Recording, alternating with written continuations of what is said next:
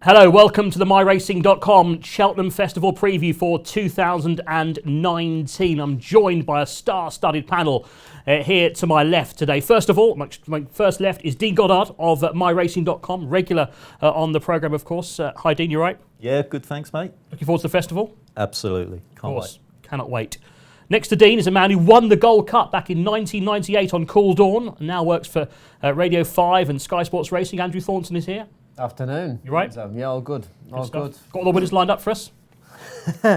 Yeah, whether they're going to win at this festival or the next one, I'm not sure.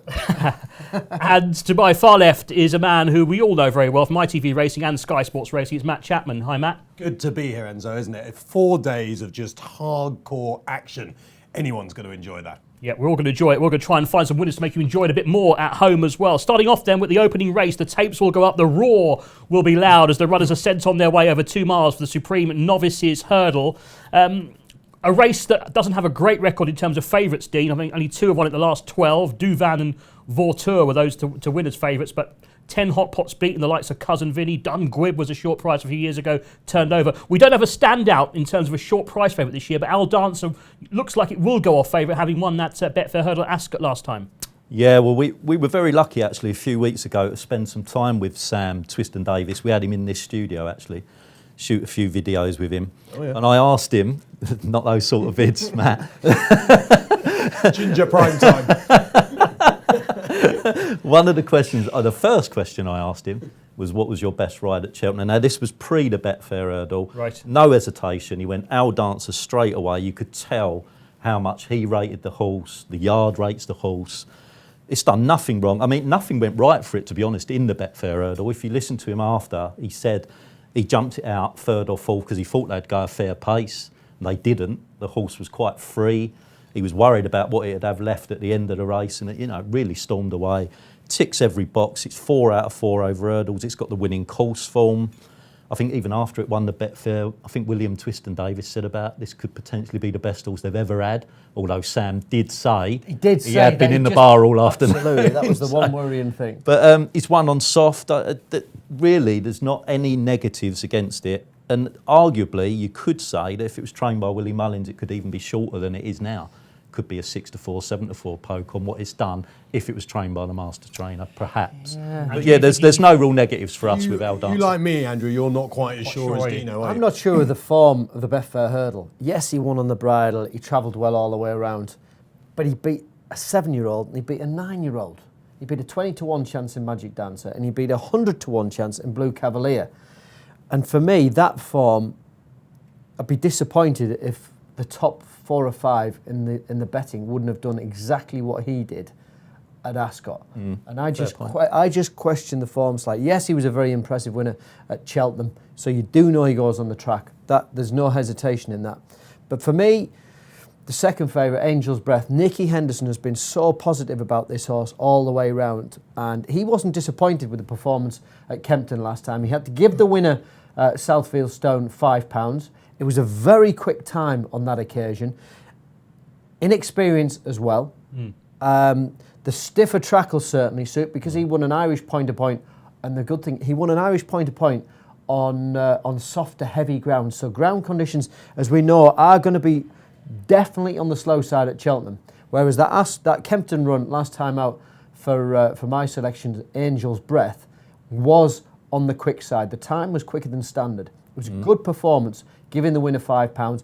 Paul Nicholls was trying to play it down that Southfield Stone wasn't that higher rated. Purely and simply in my book, that was because he was in the Imperial Cup on Saturday at Sandown. Doesn't run, but off a mark of 148 that horse has now, when you look at that and think, well, Angel's Breath has given him £5, that to me looks rock solid form for a horse that we all know with Nicky Henderson. That was a prep run. The horse blew up. Yeah. Nico wasn't over hard on him. He definitely rides him. He's not going to ride Mr. Fisher. He definitely rides Angel's Breath. The track will suit him. For me, the value is there because I've heard that 1 or 2 negatives as well for Fakadu Dederi. Oh, really? Okay. Yep. I heard the other day that whether this horse... This is what happens when you have conversations with the postman early in the morning. You get these little snippets. You get these. him? I heard he hadn't scored great. All the talk. Oh, and really? the sorting And office. looking at the betting, love a rumour. looking at the Pre-Cheltenham betting, rumour. he's drifting out. He's drifting out at the moment. He's not drifting out that much. He's drifting out enough. But he gets the £8. You know, there's not that many 4-year-olds go for the Supreme, but Joseph O'Brien has got such a strong hand. Doesn't need him in the trial. He has to farm them out, and he's got to go in different directions. So for me, I think Angel's Breath completely unexposed, and Henderson is a master at producing them right. 5-1 with Bet Victor. If you fancy taking Andrew's advice, Angel's Breath. Al Dancer 5-2 currently with Bet Victor. Matt, are you with one of those two or something else in the race? To be honest, no, I am with something else. My feeling with this is you're absolutely right that there's no standout. It's almost like a handicap when you're actually looking at it. Obviously not in terms of weights, but you know you could make a case for a lot of these. So my main thing I'd say to anyone watching this is if you really fancy one, just go with what you fancy, because it's one of those races I don't think you can have a strong opinion on, and certainly you couldn't back it up with much form analysis, if you see what I mean. Something's going to win, people will get it right, but whether they'll get it right because they actually know all about the horse is not necessarily true. I'm with Andrew on Al Dancer. For me, you know, he was beating a 1-2-5 horse over hurdles 2 runs ago. I mean, that's about £30 off what you need to do to win a race like this. He won the Betfair hurdle in sort of off a mark in the 140s. Again, that's still £15 what you need, and I didn't feel he won that with 15, 20 pounds in hand. Admittedly, because this isn't a vintage renewal, you might not have to go to the great heights that sometimes you have to go to. The latest movie of Meet the Facadooderies, that horse I want to take on. I always want to take on the youngster, the 4-year-olds against these, despite getting the weight. If the ground came up really soft, I wouldn't rule out Elixir de Nuts, just because he's tough and he jumps. And he's just like one of those horses you feel there's going to be something better than him. There's going to be something with a bit more razzmatazz than for Elixir de Nuts. But if the ground is slow, He's going to grind it out. You know he stays. I wouldn't rule out that each way. But the horse I'm actually going for each way, and this is Aramon. He's a Grade 1 winner already 2 runs ago. He was only just touched off by Classical Dream last time, who may not go here, although he could go here. He could go for the Ballymore as well. I felt that was a race where the horse with the rail had the big advantage. Classical Dream was on the rail and sort of rallied back. But what I like about Aramon is that I think he's got loads of experience. He jumps well. He's proven at Grade 1 standard. And I think he's going to love coming off a strong gallop, because he looks to me like a horse to be delivered late. And there aren't many races in Ireland that you can do that because they just poodle around. This will be a race run to suit him. So at relatively decent odds, 10-1. I think Aramon's got a great each-way chance in a wide open heat. Okay, Matt Chapman then with Aramon. 10-1, by the way, with Bet Victor, currently Aramon. If you fancy that horse, he was very impressive at Leopardstown, wasn't he, over Christmas? One of the runners in the race for Willie Mullins. So we're going to sum up the Supreme Novices. Dean, sticking with Al Dancer, you're very keen on him. Yeah, we're sticking with Al Dancer. I think Elixir de Nuts is the main danger. I think that was good form in the Tolworth. The second Grand Sance, he won the Kingwell next time. Southfield Stone come out and won the Dovecot. It's because it doesn't do it flashy that I think it might have been overlooked. But yeah, if it's soft ground, that would be the danger. But we're sticking with Al Dancer. Who's currently 5-2, market leader Al Dancer. Andrew's bringing a solid case out for Angel's Breath, 5-1 currently. With our Same owner as well, front two, aren't they? You are? yeah, well, lack of experience in a race like with the rest, the way the races are now, you'll probably end up with a dozen runners. Yeah, we're at the opposite ends of the scale as far as experience. Aramon, I mean, he's not going to be any better than he's been already, except if the pace of the race improves him. Whereas Angel's Breath might have tons of improvement there. If you just time will tell. For Nicky Henderson to put him straight into a graded race, first time over hurdles at Ascot, something he does not do. Okay. Angel's Breath for Andrew, and Matt's certainly beating the drum for Aramon each way at 10-1. They are the panel selections for the Supreme Novices Hurdle, race 1 on day 1 of the 2019 Cheltenham Festival. On we go now to the Arkle. Some great horses have won this down the years. The likes of Azertiop going back a bit. Sprinter Sacra, of course. Altior, a recent winner. Doesn't quite have that feel this year, does it, Dean? I've got to admit, it doesn't look the strongest Arkle. Le Richebourg was ruled out last week. He would have been the clear favourite for Joseph O'Brien. It's kind of got an open look to it, isn't it? I think Layla's going to go off favourite, but there's not that much positivity surrounding that horse at the moment. Yeah, I mean, you look at recent winners of this, Footpad, Altior, Duvan, we're certainly not going to get one of them from it this year by the looks of it. Laylaw, it's been on the drift last night, wasn't it? I think on the exchanges it was trading at about 7 or something on the exchanges. That's probably down to the going. This is one of those races, I think, of of all of them on day one where the going is going to be vital. Because if it is soft, that's not really going to suit Laylor, you wouldn't think. But if it's not that bad, the race could really be run to suit it. There's 3 horses in here who are bang front runners, you'd imagine. Glenforsa, Ornua, Knockanus, they all want to grab the lead early on. I think they'll go a fair clip. If the ground's not too bad and Richard Johnson can get it popping away out the back, it should suit Laylor. If it's too soft, then obviously we'd be having to think about it. It's a difficult one at the moment until you know what the going is going to be on the day, I think, with this race. But no longer favoured as well, Bet Victor, by the way. Come on, Dino, you can't just... Well, tell me what the going is. It will be... Mixture of soft, good to soft and softish. If there's good to soft in it, Laylor. Picks them off. We're going to have trouble with this horse's name. We really are, because everyone in Ireland calls it Lawler. Yeah. And if you call it Laylor in Ireland, I tell you what, you get taken out and strung up.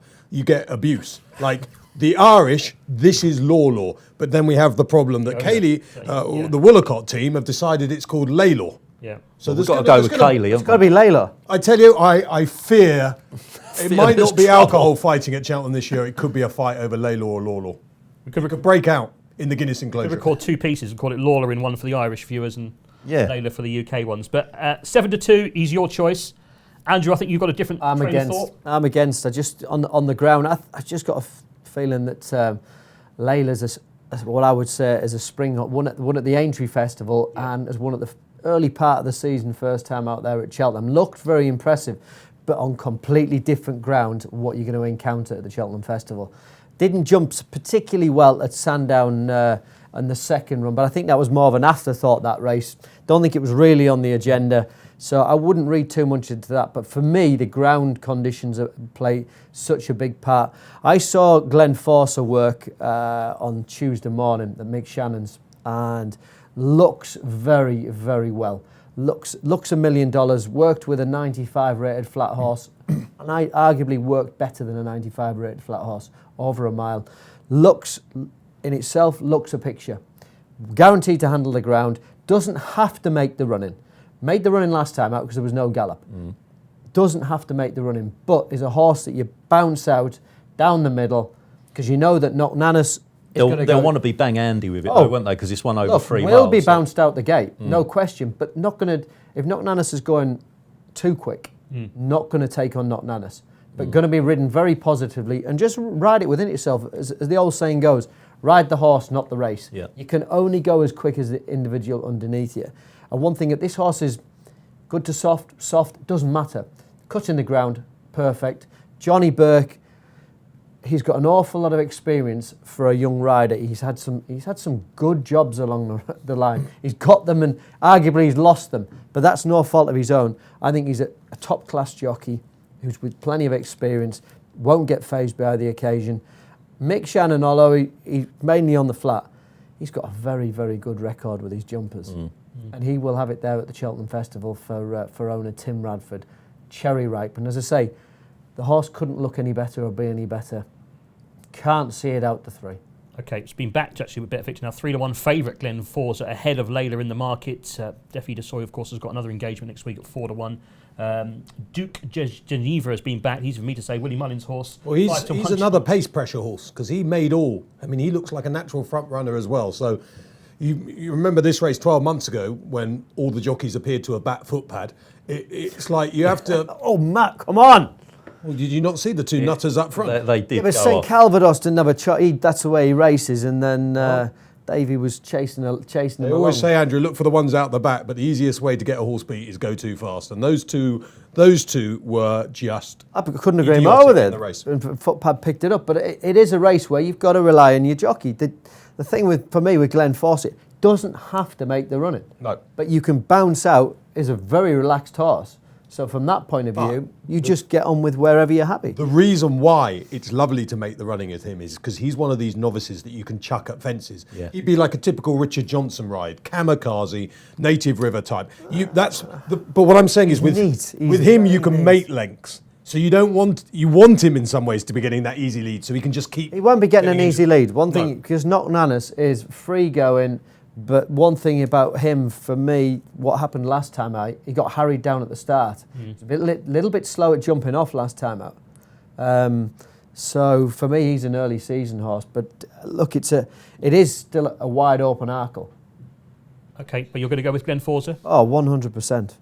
Andrew, confident shout for Glenn Forza. 3-1 shot currently with Bet Victor. Matt, what's going to be your choice? I mean, it's a really difficult Arkle this year. It really is. And Glenn Forza is a very exciting horse, and he's the kind of the improver, isn't he? Because he just keeps winning, right-handed and left-handed. I like the fact he's been in a big field at Chepstow as well. I think it was a novice handicap that he won there. And that was over 2 miles 7. Yeah. But it just shows hustle and bustle aren't going to affect him. He seems to have all the experience already. He's done it in small fields, big fields. Laylaw or Lawlaw, I mean, I just don't think it's as good as everyone wants it to be. I think they're too cut up in the story of the Woolacotts, and they're not looking at the facts sometimes with this horse. I mean, the Aintree race it won wasn't amazing, but it was okay.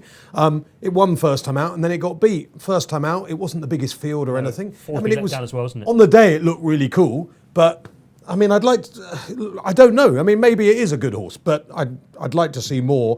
Defi Desor, we think will go with the JLT. Kalashnikov's interesting. I was on a panel with Ruby Walsh not so long ago, and I sort of said, Kalashnikov, he's beaten right-handed by Glenn Force. Just forget about his right-handed form. He seems a different horse left-handed.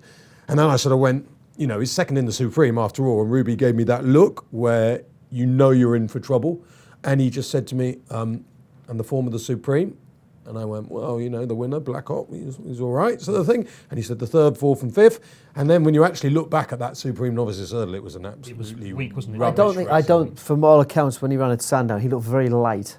Yeah. Not like he did last year, where he looked like a bull of a horse. He's 8-1 now. Look, he was favourite a few weeks ago. I don't think he's. I just think he's just. I was a big thing. He doesn't go right-handed. Yeah. And he's better left-handed, but the zip like he was in his first start of the season just isn't there with his jumping. I watched him. I thought he's going to really he's taken to the fences. But in the last couple of starts, although it's going right-handed, but he just, as in the physique of the horse, he's looked a little on the light side. Now to try and get that back before Cheltenham is not an easy thing. But early season, the way he jumped and travelled, he did look like a class act. Sometimes you have to use your eyes rather than just the facts. And there was something about him. I felt he did have some class in him. So, look, you can't rule out Kalashnikov. But breaking it down, I think Glenn Forcer is the improver, and it wouldn't surprise me at all if he won.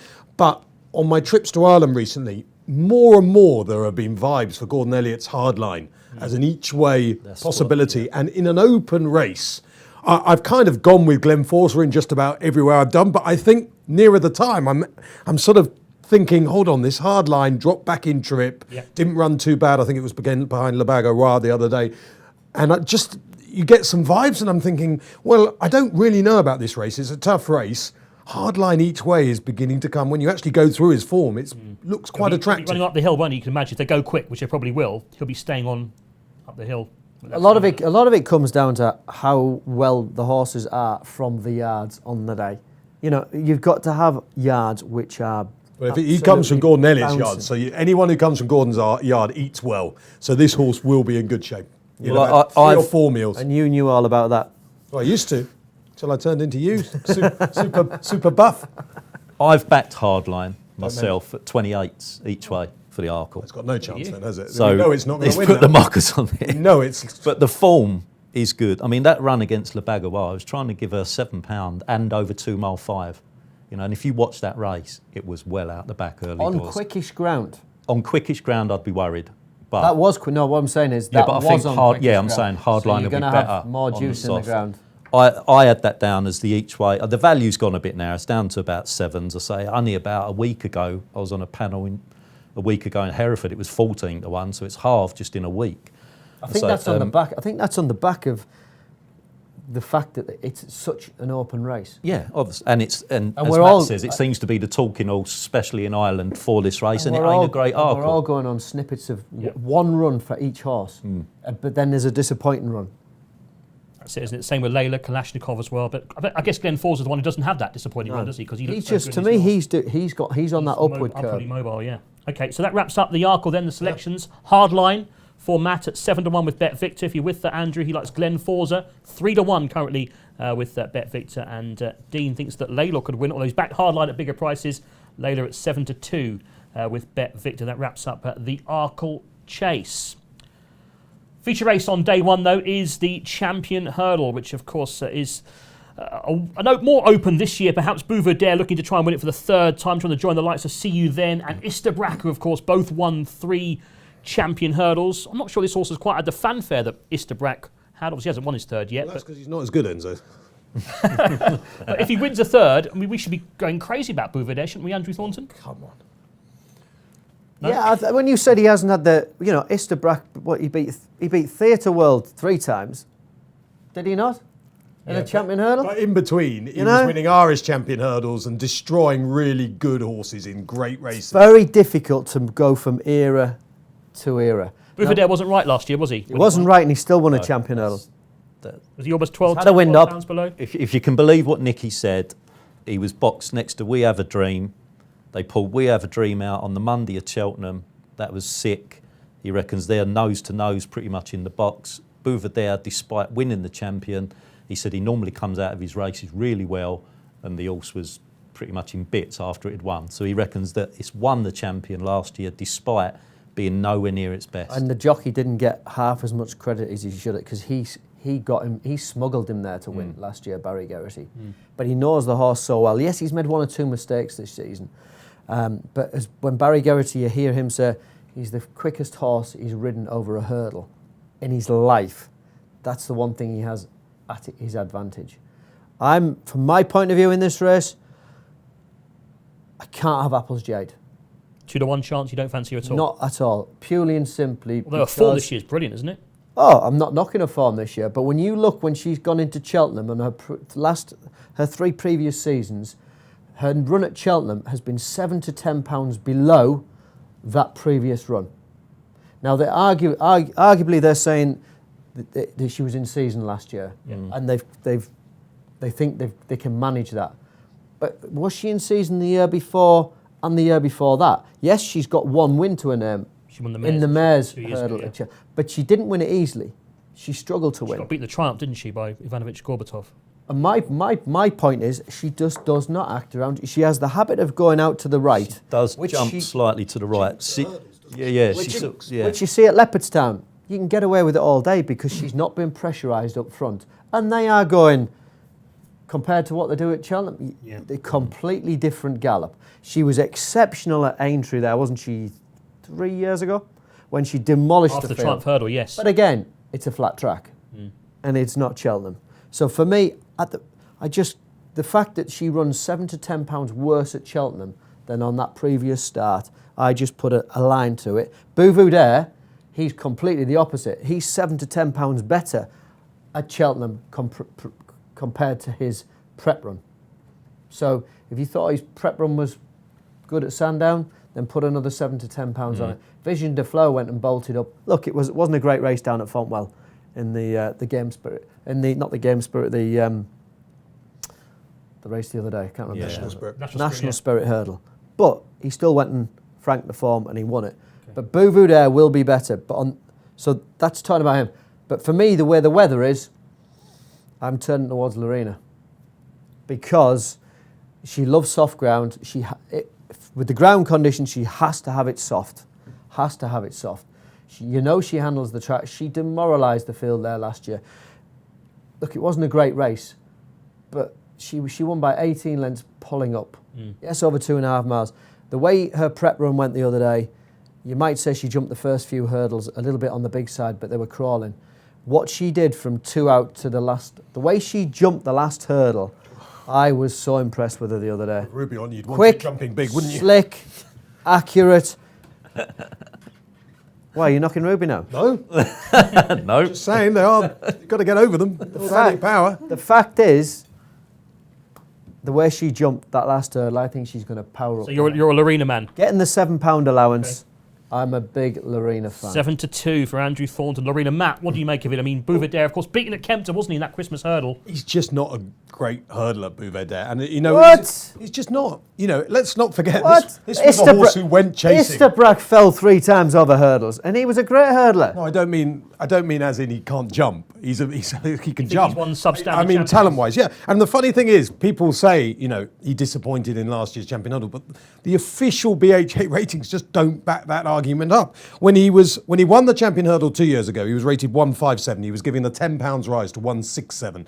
When he ran in the Champion Hurdle last year, he was rated 169. He was kept on 169. So the BHA actual official handicappers felt that was a £2 better performance than the one that Hendo says was better. And since then, he's been up to 172 for his last 2 races. So what the BHA officials are saying, actually, he's performed to his best mark ever in his last 2 starts when he was basically beaten by Verdana Blue.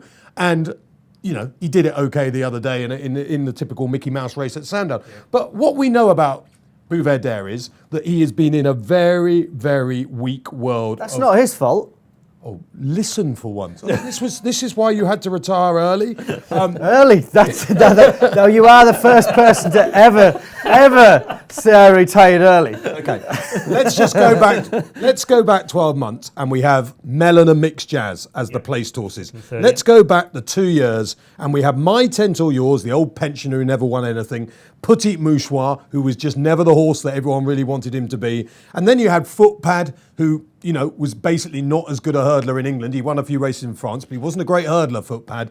And the new one, who again, just was a pensioner by then. He was a 9-year-old. So, you know, you look at those horses. They are desperate champion hurdlers. Take nothing away from him. He's won 2 champion hurdles. The new one only won about 28 races. But Footpad won an Arkle. Yeah, but you see, you're so easily pleased because you just think that the Weatherby's check at the end of the month. You're not dealing in You facts. can only beat what is there. You can, and he struggled to do that. But he has done it. But what we know, if we're honest about Bouverdere is, and Verdana Blue proved it the other day, that he is beatable. Yeah. And there is just a chance, getting £7, as Andrew said, which is huge. They should be off levels, but he gets £7. There's just a chance that Apples, Jade and Lorena are superstars, whereas Bouverdere is not a superstar. Even if he wins 3 champion hurdles, he's not a CU then, he's not an Istabrack. But would you say, well, for me, I think this is the most interesting champion hurdle we've had for quite and we a should few give years. full credit to the mares. They haven't been sucked into the mares hurdle. They've gone for the 100%. what is a big event. You're always part of that. You're always very Just vocal think if about those 2 mares weren't in there. Bouverdere would be 2s on. We'd be just sat here saying, well, Bouverdere will win again. It's another But shocking renewal. it's a classic case. You can't have everything, though. You either won 4 days of the Cheltenham Festival or you won 3. End of story. It is 4 and it's here to stay. So from the mare's point of view, the good thing is they're going down this route because from a breeding point of view, they've got grade 1 status anyway. So from a breed, it doesn't really matter. So the fact is they've been sportsmen about it. And from Willie Mullins' point of view, I'm just pleased Benny de Dieu is in the mares race because then he obviously wants to keep Rich Ritchie and keep all the owners happy.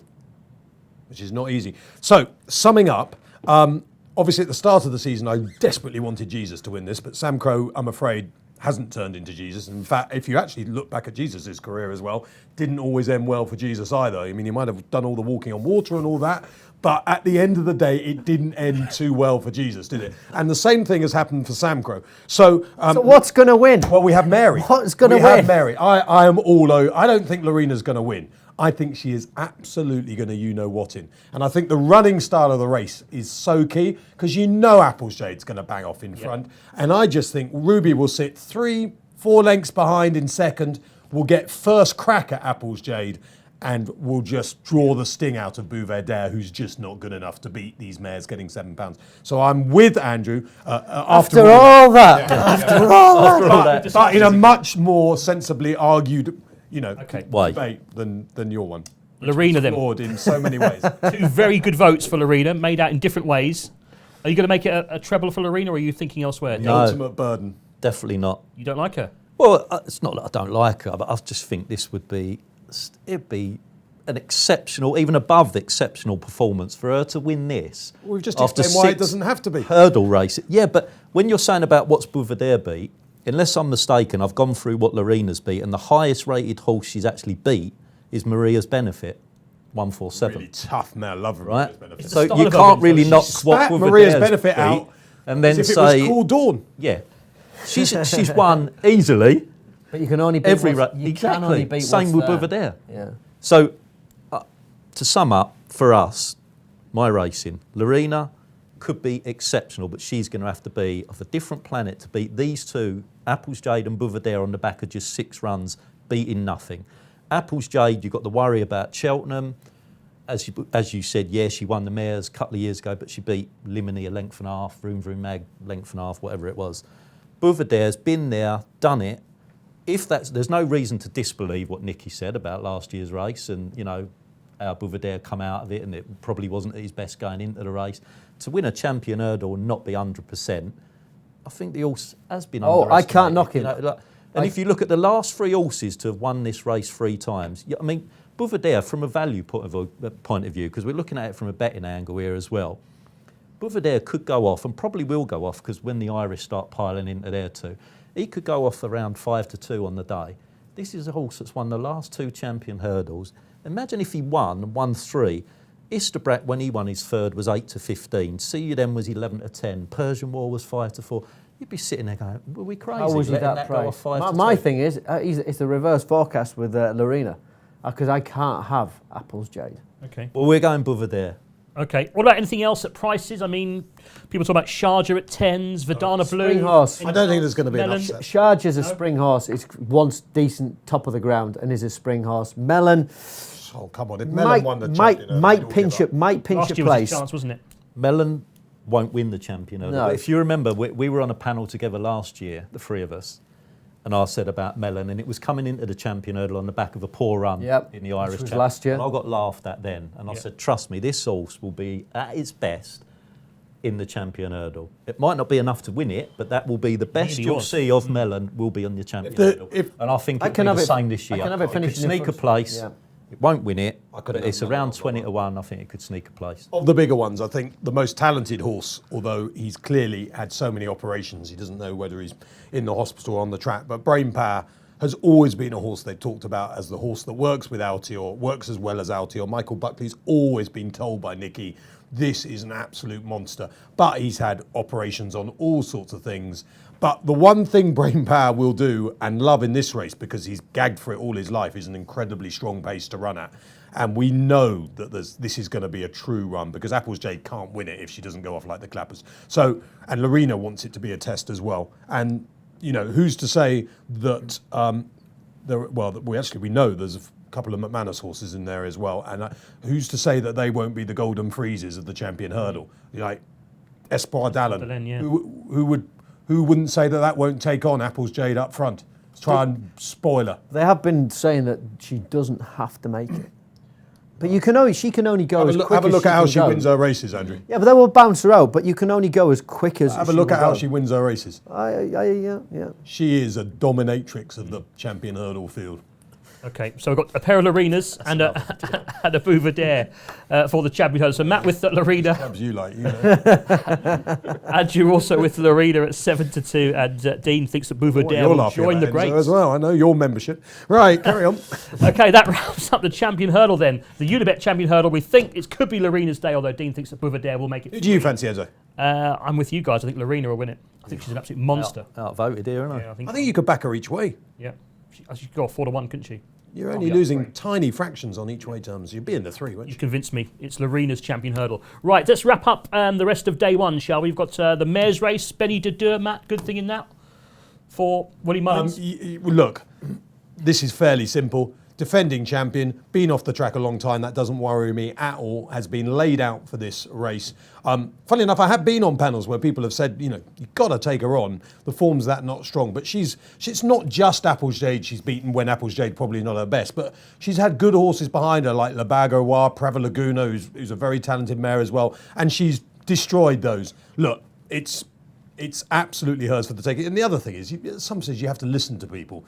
Ireland's champion trainer, one of the most talented men that has ever been on the planet as far as preparing horses for Cheltenham, says it's his best chance at the festival.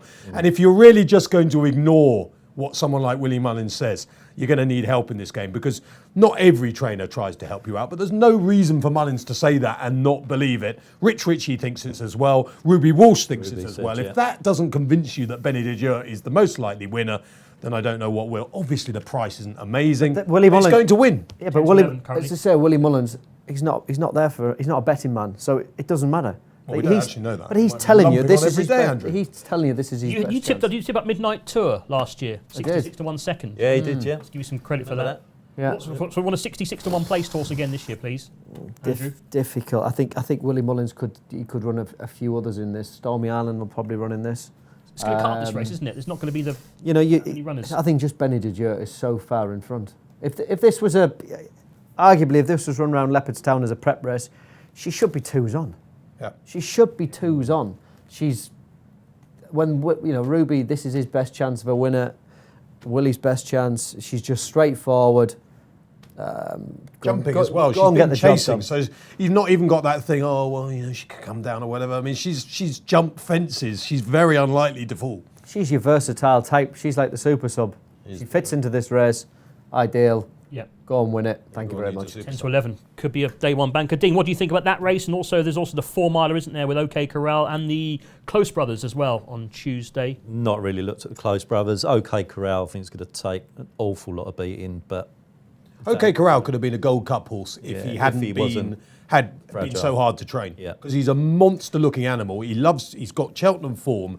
He's built like a brick house. And he's clearly, I mean, that win at Warwick was pretty scintillating the other. Good win at Warwick. I just worry. To bring Derek O'Connor over that day as well. But my worry is the trip. Darryl Jacob was saying he saw this horse work the other morning, and he worked with a 2-miler and was as quick as the 2-miler. I just worry that... Speed as well. Speed and stamina. But I worry about the trip because Nicky Henderson generally doesn't have that many staying horses of this calibre. I just worry about the trip. I'm with it. The trainer's in such good form. Impulsive Star, Neil Mulholland. The horse ran in the race last year. Yeah. Finished fourth. Got well beaten, but a second season novice coming into a race like this. Won at Warwick, equally as impressive, over 3 mile 5 in a handicap. Definitely goes for this race. At the yard, the yard that's coming into the festival after having a bit of a quiet time through the winter months. He's coming here in better form than any other yard. Okay. And at the prices, 12, 14 to 1, good value. Okay, that about wraps up day one. Just to remind you again that BetVictor's sign-up offer as well. 30 to 1 for Gordon Elliott, Willie Mullins, who we've talked about there, and or Nicky Henderson to be top trained. Just sign up with BetVictor and you take your pick and you get 30 to 1 about one of those trainers. If you fancy them to be top trainer, we'll get the lads' thoughts on who might be top trainer at the end of the show. That wraps up, though, the first day of the Cheltenham Festival.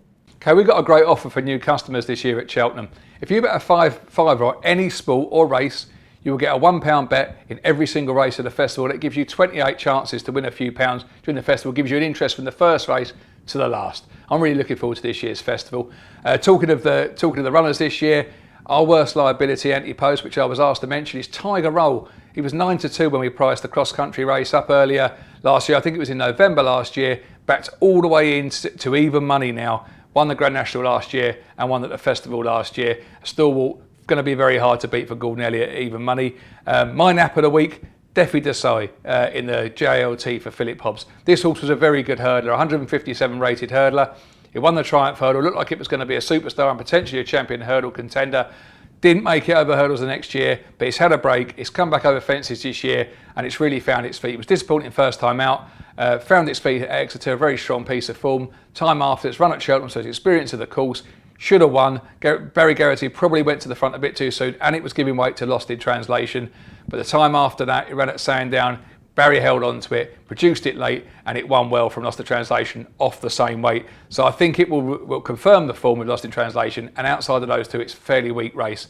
I fancy Defi Desai strongly. Strong pace in the race will suit Barry to come late, 100 yards from the line, take it up. Away you go, Barry.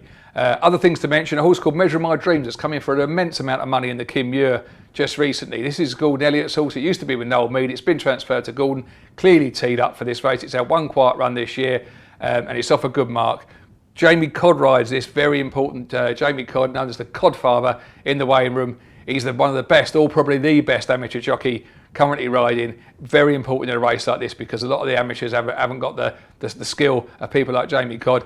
It's now 5 to 1 favourite. Was 33s when we priced the race up. That'll be a bad result for BetVictor, I can assure you. Another horse we're worried about, well, on its own, Altior wouldn't seem to be a worry at 4 to 11, but looks at banker. Benny de Dieu in the Mayor's Hurdle, even money. Willie Mullins, banker of the week, and Ruby Walsh has been spinning it up on all the Cheltenham previews as his best rider of the week. That's currently evens. Sir Eric, that's been back from 10 to 1, I believe, or 12 to 1. anti-post, now evens for the Triumph Hurdle, a quality flat horse, hasn't got much to beat. We think that will probably take a lot of beating. And obviously Tiger Roll that I just mentioned for the cross country, 9-1 the accumulator. Well, you know, hopefully they don't all win for us as bookmakers, but if they do for the punters, we will have a very bad week, and that's often happened at Cheltenham. But anyway, good luck whatever you're backing, and don't forget, take advantage of that offer. Bet £5, get £1 in every race, and interest from the first race to the last.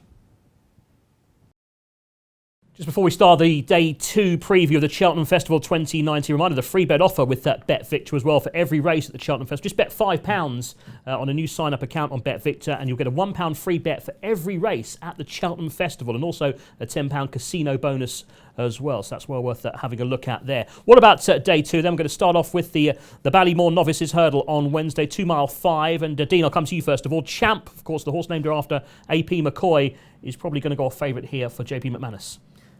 Yeah, I mean, he's been held in high regard, hasn't he, for a while now. Very impressive in the Challow. Brewing Up the Storm was behind him that day.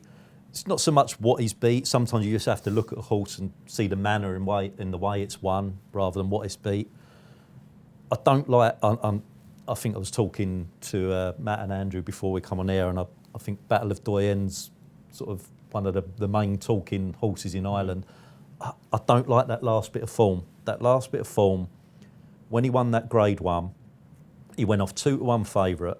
Mullins had 2 in the race that were 9-4 and 4-1, and it was double digits, bar them 3.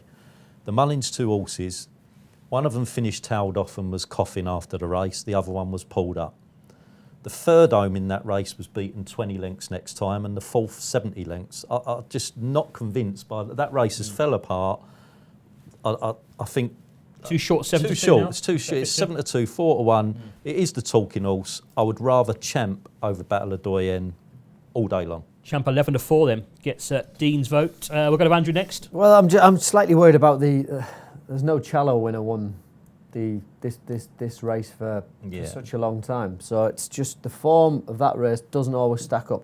I do like the horse because he's not flash. He just gets the job done. He's tough. But the talking horse is definitely Battle of Doyen. I think the ground conditions will suit. Yes, that race didn't work out, but he still won it nicely. It was only on good ground. The slow ground won't be a problem to him. So for me, that's the rock solid. If you're looking for an angle outside the front 2, City Island. He's related. The dam's a half sister to Granville again and Morley Street. It's there in the. It's in the pedigree. He's been very impressive. Very good trainer, Martin Brazel. Very, very good trainer. Completely unexposed and has won very easily this season. And probably one of, as I say, if it was trained by a Mullins or an Elliott, this would be a shorter price. I'm going to look outside the front 2 and go for an each way angle. 9-1. City Island. City Island. City Island then for Andrew Thornton each way at 9-1. Matt, we'll come to you. I mean, Champ does have a higher rating, doesn't he, than Battle over Doyen? I think he's rated 150 now, Yeah, but when he ran in the Challenger, I'm sure he was 155 because it was just crazy. I mean, look, the BHA go crazy with their ratings. Like, there's no way Champ was a 155 horse, and it all evolves from summer jumping and things like that, and everything gets elevated far, far too high. I mean, Champ had basically done very little and was already considered a Cheltenham Festival winner if you went on its rating. It's crazy. I think impressions rather than form is the thing with Battle over Doyen and also with Champ. That Challow form is desperate now. The second, stuffed at Kelso. The third finished 7th of 9, and Brewing Up a Storm would have probably won the race in another half a furlong. If you watch that Challow again, Brewing Up a Storm is absolutely flying at the finish. Well, in the broadest sense of the term of flying. Then you go to Battle over Doyen, who looked, I thought, brilliant in his first race. Jumped so slickly, like a monster. Pretty good in the second race, and actually his Grade 1 victory I wasn't impressed with at all, as the boys have said. Quickest ground though. Yeah, I've spoken to Davy Russell, he's keen, but then Davy's talking about a Jigginstown horse at the panel. He's not going to talk it down, so you don't quite know what he really believes. My feeling with Battle over Doyen, I think he's much more likely to be winning an RSA chase than he is a Cheltenham Festival hurdle race. I'm kind of almost even surprised they're running him. I just don't think he's built for Cheltenham Festival hurdle races. I don't think he's a hurdler, really. I mean, I'm not saying he's not talented. His talent is getting him through at the moment. But I think he could get lost in a field like this. You've got to go down this route to, if you're thinking of it as an RSA horse, you've got to have a sample of Cheltenham to find out whether the horse does enjoy Possibly, but the Jigginsdown festival. don't always, Andrew. But with the horses like this, where do you go with him? Do you, Well, do you pop save him? it. Do you save him till Punchestown? It's a long time till Punchestown. But you could just run in a grade. He doesn't need to be winning or running in grade 1s, for instance. He could But just it's run in a little Cheltenham. grade 2, grade 3. It's Cheltenham. Well, let's see what happens, and then you can say, well, it's Cheltenham after when he's finished 17th and 19th. But He's then, ruined for the rest they of the might season. say that actually he doesn't handle the track and we won't go back there. Just touch my knee then. So anyway, cutting a long story short, I think both for the coming back to Champ, everything about the way he races suggests a strong pace and a big field will suit him. He looks like a traveller to me. He doesn't look like a horse who finds an awful lot once he's let down. But travelling, he is going to be one of those horses who's going to cruise round. And you could just imagine the cheer at the top of the hill for Champ when every punter who's on the market leader sees him cruising behind the leaders. And I think at the top of the hill, he will be like this, Barry, on a snaff. Something you probably never experienced at Cheltenham, except perhaps on French Holly. French Holly. Luckily, I just said it in time. But I'm going to go each way here, and it might surprise people, but I actually think Brewing Up a Storm is a 10-1. fair each way horse. As I say, He got lucky when he fell, wasn't he? Was he going to win that day, do you think? Well, Barry Geraghty thinks he would have won. I am absolutely certain Brewing Up a Storm would have won that race. I'm worried about his. He wouldn't be the scorpiest jumper in the world. He fell because he was sent down to the last, and he didn't come Hold up. on, he fell because did not Dickie come up. does what Dickie does, and I love Dickie for doing this. So what does but Dickie do? He just Threw him at it. chucks it at Absolutely it. threw him. I mean, you'll never see Dickie sit when it comes to the last hurdle or fence. If he can go for a 60-yarder, he'll go for a 60-yarder, which I love, but it does mean you will fall at certain stages at the final hurdles and fences in races. He's kamikaze. But that's not the issue. As I say, he would have won the Challow, I reckon, another half a furlong. I think he would have beaten Birchdale. You could argue he could have 3 1s next to his name. Ollie Murphy, not yet a man who's going to attract big attention in the markets. Yeah, he does in smaller races, but not grade 1s. So it's a reasonable price, Brewing Up a Storm each way. I rest my case. 10-1 for Matt's fancy. If you fancy Brewing Up a Storm, you want to listen to Matt? Touch my knee again. Could you just Lots of knee touching going on here. 10-1 Brewing Up a Storm for Matt each knew you way. cared. Andrew City Island each way at 9-1. Dean with Champ. That's 11-4 with Bet Victor. That's the Ballymore Novice Hurdle, the opening race on day 2. Let's move on to the RSA chase. Of course, all the news this week. We'll go to Matt first of all. Santini, is he going to run? Is he going to run? Is he over his scare? Obviously, he drifted. I mean, before the scare, I really fancied him, but obviously... Did you? Yeah, I thought his Newbury run was good. I think Kempton didn't suit him, but I'm just not happy now with this preparation. I was lucky enough to go to Hendo's not so long ago to see Altior and one or two others, and they were talking about Santini, and I think he's been quite a difficult horse to train. I think he's got a bit of character about him.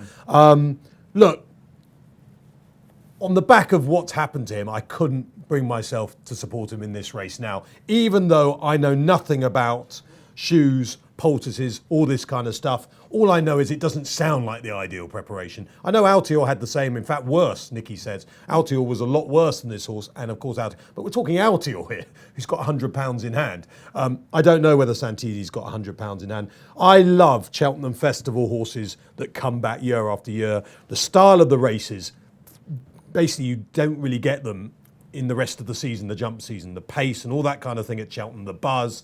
Horses that so often come back year after year after year. They can run terrible in between, but then the festival, suddenly they light up. And I think Delta Work is so well suited to Cheltenham Festival racing. This might not be a very strongly run RSA. There's no natural massive front runners in the race. But Delta Work isn't a horse who has to come from a strong pace. He jumps well. He's ridden for me by the best jockey in the business when the money is down, in a big race jockey, Davy Russell. There is a reason why Mr. Charles Burns wants Davy Russell on his horses when the money is down. It's because, Andrew, he's got bottle. He doesn't care whether there's millions at stake. He just rides it. He is as hard as they come, and he is the best man on the planet at the moment for me in the saddle. There we You go. don't have to convince me. I agree with him. 7-4 now with Bet Victor Delta Work. I mean, he's got Cheltenham form, hasn't he? I've always thought you were a really good No, judge. you stop this touching that. No, but you are a good judge. He is. This is why 5 Live, Sky Sports. you Delta Work this as is why he well? wants him. I'm all up. Even before Santini was He beat Larichberg, didn't he, as well, Delta Work? I mean, early in the season. For me, he's just That rock was over solid. 2 mile 4 when I think he just outstayed Larichberg. Yeah, but the thing is, I think he ticks all the boxes. Santini is a young horse. He was in Nicky Henderson's yard, and he sent him away because he didn't think he was that good. Went and won a point for Polly Gundry. Very impressive. But then Nick decided he wanted him back. So he came back. He's a lovely individual, but you have got to question what he's been through. But saying that, I think Couldine went through the same sort of thing for Willie Mullins before he won an RSA. We was talking, weren't I we? think this is a better horse than Coulden. Could well be. I think this is a good RSA. There's a lot of young, scopy individuals coming through, but you cannot knock Cheltenham form. Presenting Percy won up attempts, then won an RSA. He's now favourite for a Gold Cup. If you've got a horse that handles the conditions of Cheltenham, it's worth its weight in gold. And Delta Work just ticks all the boxes. Difficult to look at. Top of the game, I'm not sure. You look like he was going to win at Kempton, didn't he, on Boxing Day, and then Le Bagois kind of... That form looks good though, isn't it? Yeah, but he is quirky. He whipped round at Exeter first time out at the tapes. He's quirky. He's a bit quirky when he hits the front. Paul Nicholls wasn't happy when Harry Cobden hit the front at Kempton. Yeah. But I want a horse who's straightforward. You know, what's he going to do if he does hit the front at Cheltenham when you've got 50,000 people screaming down the hill? Is he going to be a little bit on the quirky side? Delta Work, straightforward. And I just question, from the jumping point of view for the top of the game, I've sat on the horse. He is huge. He's if you wanted to equate it to a human, he's 6'6". Right. He's run well around Cheltenham, but for me, the jumping, he jumps well enough. But I just question the second last on the old track. That can catch horses out, and for me, Delta Work is straightforward. Jumps well, doesn't he? On the blind side, which way will he go for Nicky Henderson? I think he's good enough. No, he's not. That's for me. He's better on a flat track. I'd like to see him. I think but on the blind side, would have a great chance at Aintree on a conventional flat track, and he's won at Cheltenham before. But I still come back to Delta Work and Santini. Like I say, an interrupted preparation. Far from ideal. He's only 11-4 as well, Santini. So Delta Work, a strong case with Andrew and Matt. Dean, are you going to make it a hat-trick for Delta Works or not? No. I've been all over Santini like a rash. Love a Henderson staying novice. Since Kempton. I thought the race at Kempton, he was my lay that day. I thought Kempton will not suit this horse. It's too sharp for it. They go too quick for it. I laid him halfway round. I was happy as Larry. I couldn't believe how close he got to him after the last. He's got beat about 2 lengths. That form with Le Bagois, top of the game, I think is better than the Irish novices. I admit everything's gone wrong since. Since equine flu broke out, Nicky was desperate to get that third run into him. 16 of the last 17 RSA winners had 3 chase runs or more. So he's going to go there with just the 2. Obviously, took him to the Gallop at Newbury, jumped 10 fences round there, which is where the shoe got ripped off. So everything's gone wrong for Santini in the last few weeks. As far as I'm no vet, obviously, but we was talking off air, 2009, I believe it was, Couldine that won the RSA. He was lame in his box on the day of the race. Mullins got a call from his stable girl and said, "You better come quick, he's lame." This was a few hours before the race. So they had to do something, I don't know if he'd ripped a shoe or something. So, you know, if Nicky says he's fine, he's fine. I'm more worried about the fact he's not had that third run, you know, to give him the experience. I'm not going to desert him now. I think he's the best chaser in this race, best 3-mile chaser in this race.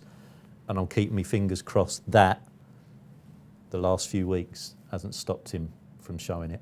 Okay, 11-4 then. Santini is at Dean's fancy. Of course, we have seen this before, haven't we, Andrew? We talked about Binocular, who drifted out and came back and won. Kicking King, I think, at the Gold Cup wasn't going to run, and then he ran and won, obviously. So these scares, I mean, Altior as well. Uncommon. Last year. They're racehorses, aren't they? It must happen all the well. Altior, we said last year. They're going to pull off shoes, and they're going to have. It's not very rarely do you go into a race where they have a absolutely crystal clear run. There's always something with horses, but you know, if Nicky Henderson said the sound, but purely and simply, I think this is a good race, but I'm just purely and simply going here like Matt, Davy Russell, round Cheltenham. For me, he's the best. Yeah. Okay. Similar to you, because his record speaks for itself, and especially in the last 4 or 5 years, he's just gained that experience. And at the moment, he is riding with a lot of confidence. I really believe one of the best bits of ammunition punters can have who are watching this are horses that have run well at the Cheltenham Festival before. Yeah. Whether it's fences, hurdles, whether they're changing tack, just the way the races are run here, they're not. No other races in the season are run the same way as these. People don't go off at lunatic pace in every single handicap hurdle. These races are run in a unique way. And the horse I always pick out as an example is David Pipe's horse, who I think Martin trained as well, Buena Vista, who basically did nothing all season. I know people can say, well, that was just getting the handicap marked down for the Cheltenham Festival. But it was just getting the handicap marked down for the Cheltenham Festival. Buena Vista was just suited to Cheltenham Festival races, and you wouldn't have backed it in any other race in the season. And then it comes to Cheltenham, and it's like a new horse. And it's just so often these horses do come back time and time again, and just love this place. Okay, so Matt thinks Delta Work will turn out to be a Cheltenham specialist. 7-4, Delta Work, a strong choice for Matt Chapman and Andrew Thornton, also in the Delta Work camp. Dean Goddard, though, going with Santini for Nicky Henderson at 11-4 now. Did touch 4-1, didn't he, after the drift on Monday? That's the RSA chase. Let's move on. This shouldn't take too long, should it? The Queen Mother Champion chase. Altior, Matt, can't get beat. Can he 4-11? No, I mean, there is no point in talking about it in many ways. Altior is an outstanding chaser. His running style means that he probably doesn't get the rating he deserves for his ability. He's not going to notch up a Sprinter Sacra rating or a Masterminded rating, unless if Min runs, he can beat Min by a fence or something, which isn't totally impossible at the top of his game. But effectively, we all know he's the best horse. Obviously, accidents can happen in this sport, but if there isn't an accident of some sort and he just brings his usual game to the table, he will win. And he's just got the perfect running style for this race, because he travels okay, but what he does, which is quite unusual for a 2-mile chaser, is he puts his best work in at the end. And there is no horse to beat him. Min is a very talented animal, but he doesn't put his best work in at the end. He puts his best work in during a race. And there's no Duvan in here, who, funny enough, I think could have got Altior at it 12 months ago if he hadn't come down. He was just beginning to get Altior off the bridle. But Duvan, remember, was 1-4 to win a champion chase once or something crazy. It's like Duvan was an exceptional horse in his own right. There's nothing exceptional in here other than Altior. No, Altior, a good thing at 4-11. Andrew? Yeah, people knocked him a bit last year. He came off the bridle coming down the hill. Has that gone this year almost a flat spot? Has it not quite happened, or has he not been able to for me, I don't think he really hit a flat spot last year. He was stuck on the inside, in behind a wall of horses, down the inside. He's never been in that position before. So he had nowhere to go. It was a case of, I think Nico was just starting to squeeze him along, just to hold his position, because you've got all that coming back. He's never had that before. When you look through all his previous races, what happened when he turned in? Jumped the back of the last, and then pulled 5 or 6 lengths out from the back of the last. And that's what you're looking for. It's not what happens going down the hill. I think the horse is becoming a little bit more laid back in his races. Arguably, he jumped a little bit left round Ascot last time. So many horses jump left round Ascot because you've got the cars going down on the inside, the TV cameras, and a lot of horses tend to drift a bit left. Well, this is a left-handed track, so put a line through that. So for me, he's rock solid. If you want to back something outside of Altior and you want some value in the race, you couldn't look past God's Own. He's not going to win, but he's a very good horse at getting placed in these big races. So I give you the horse Midnight Tour last year. 40's God's Own with Bet God's Victor. Own, each way, now. There we go. He's a multiple Grade 1 winner, isn't he, as well, God's Own? And he'll be there. He travels. He'll get through the race. He won't be far. He won't. I can't say he won't win. Yeah. But you're not looking for him to win at that sort of You price. need more than God on his side to But win. there's only going to be what? Is there going to be 8 runners? Well, go and back him each way now, because there could only be 7. It's almost a case of he might be 6. ridden not to win the race, almost. He'll be staying on, whereas if somebody like a Min might be ridden to try and beat out. He's going to be ridden to pick That's up what the happened pieces. 12 months ago. Yeah. Min came there, actually travelling really well, 2 out. But the problem is he was trying to win it. Big mistake. You don't want to try and win I against think Altior. that's the key. If you're going to look for a bet aside of Altior, because Altior wins. Footpad isn't going here. So Royale isn't certain with the ground conditions. Well, Doesn't matter if he does. But that's my point. So the soft, so you're looking down thinking, what can Simply Ned? St Struggling, aren't you? Calvados. Well, the thing with St Calvados, Going off in front, isn't he? he's going off in front, and he's going to be going, for me, the wrong way at the finish. Yeah. Whereas God's Own, I'm looking for the value. Okay, interesting take. God's Own to start up the hill and get a place. I think we all fancy Altior, don't Yeah, I think so. Well, you can guarantee a winning Cheltenham Festival, can't you? Just back Altior at 4 to 11. Take the percentages. And he's have a winning- down at the first. Oh, Here Altior. comes God's Own. Altior 4 to 11s will win it, but interesting thought. Andrew Thornton puts up God's Own 40 to 1 each way for the Queen Mother Champion Chase. Rest of day 2 very quickly. Dean, we've got the cross country, the bumper, a couple of handicaps. Anything in those 4 races that catches your eye or not? Well, I was watching the Grand National weights that you did, Matt, and Thank you. Patrick Mullins seemed You had a very viewer. keen on that. Yeah, I was the one. Patrick Mullins seemed very keen on Blue Sari, didn't he, for Yeah. the bumper? Yeah. So that and Bumpers a are couple weird of the races, guys isn't in it? the No office Mullins, like isn't it?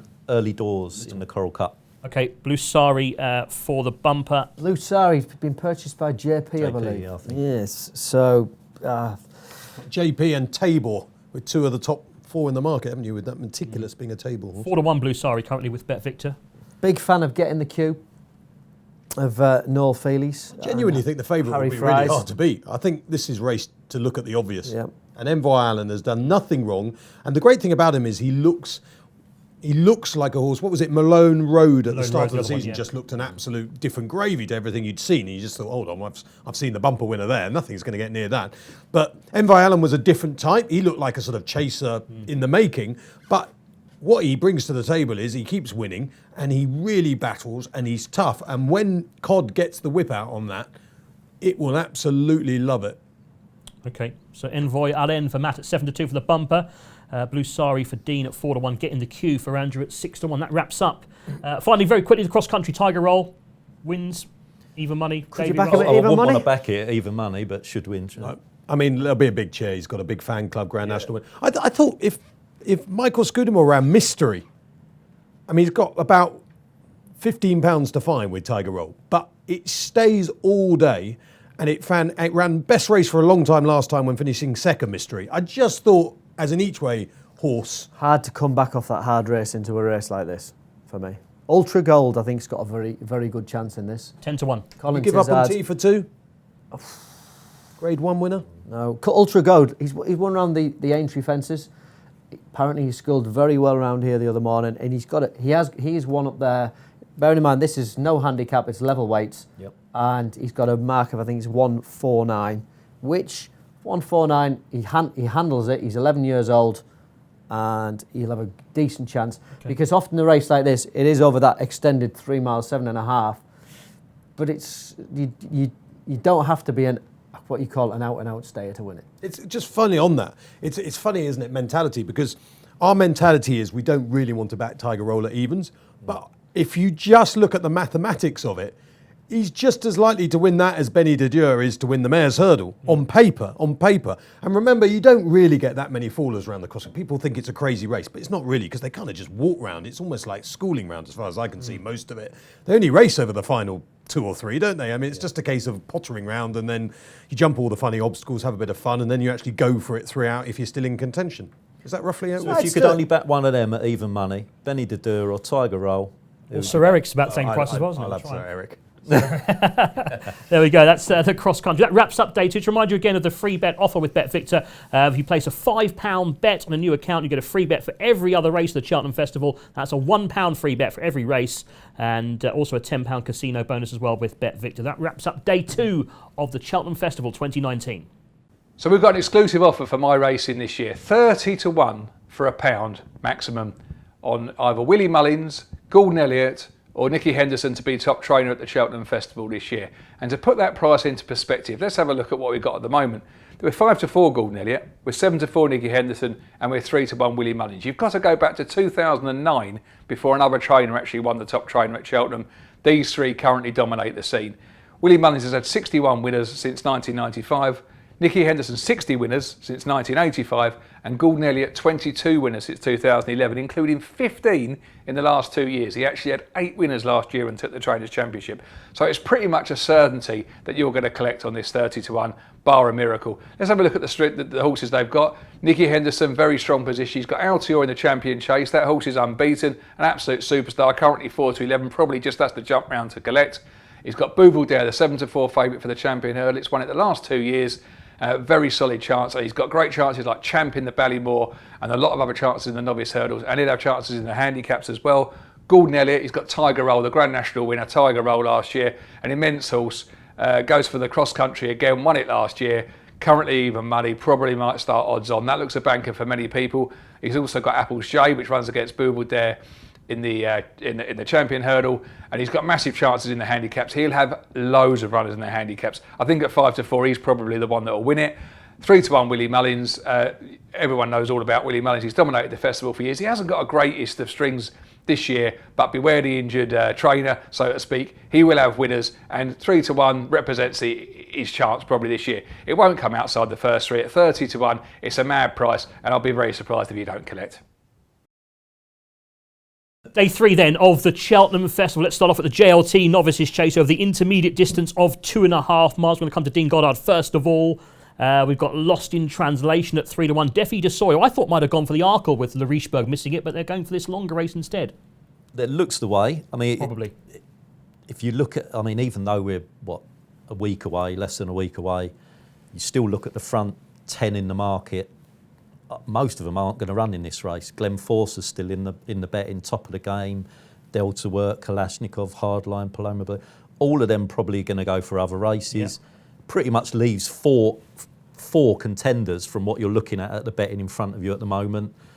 Kildesart, I can't have. It's got a bit to find on official ratings. I mean, Defi de Soul's like 151, Kildesart's 141. Can't have that. Real Steel fell on debut, hasn't done anything really, hasn't beat anything to get me excited. I think it's out of the front two. There's nothing original in that, Defi de Soul or Lost in Translation. I'm a big fan of Lost in Translation. I think you get some trainers who talk up all their horses. Tizard doesn't come across to me as one of them. When he mentions this could be my Gold Cup horse for next year, you can tell the regard he holds. When he said that, I thought he's going to go to the Priory for a week. Did you? I mean, there's no one in the world who thinks this is a Gold Cup horse. Lost in Translation. I hope this wins next year. Wouldn't it be good if it won the Gold Cup? Eh? Matt's not I convinced. think he jumps. Do you think it's going to win a Gold Cup? Well, no, we're not necessarily. He's saying it could be his Gold Cup. It'll be a horse, as in Hennessy. He'll run in the. I mean, a horse has only won one of his last old 5 Hennessy. races. Is now a Gold Cup horse. What was he? 7th of the Supreme Novices, wasn't he, last year? But he's always looked a chaser, isn't he? But you're with him at 3s. Remember, he got beat a length and a half by Le Bagoir, giving £7 earlier in the season. No one in the world thinks Le Bagoir's a Gold Cup horse. No.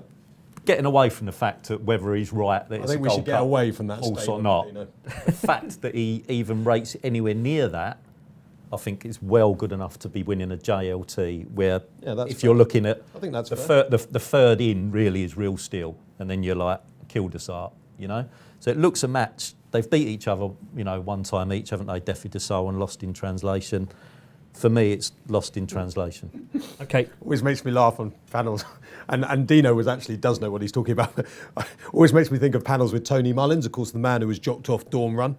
And Tony does a lot of Cheltenham preview nights, but he doesn't know anything about any of the races. Right. And he almost every race he says, like, oh, they've all been beating each other up. And it's like the get out phrase. Yeah, they've all met each other. And it just reminded me of that. Anyway, carry on.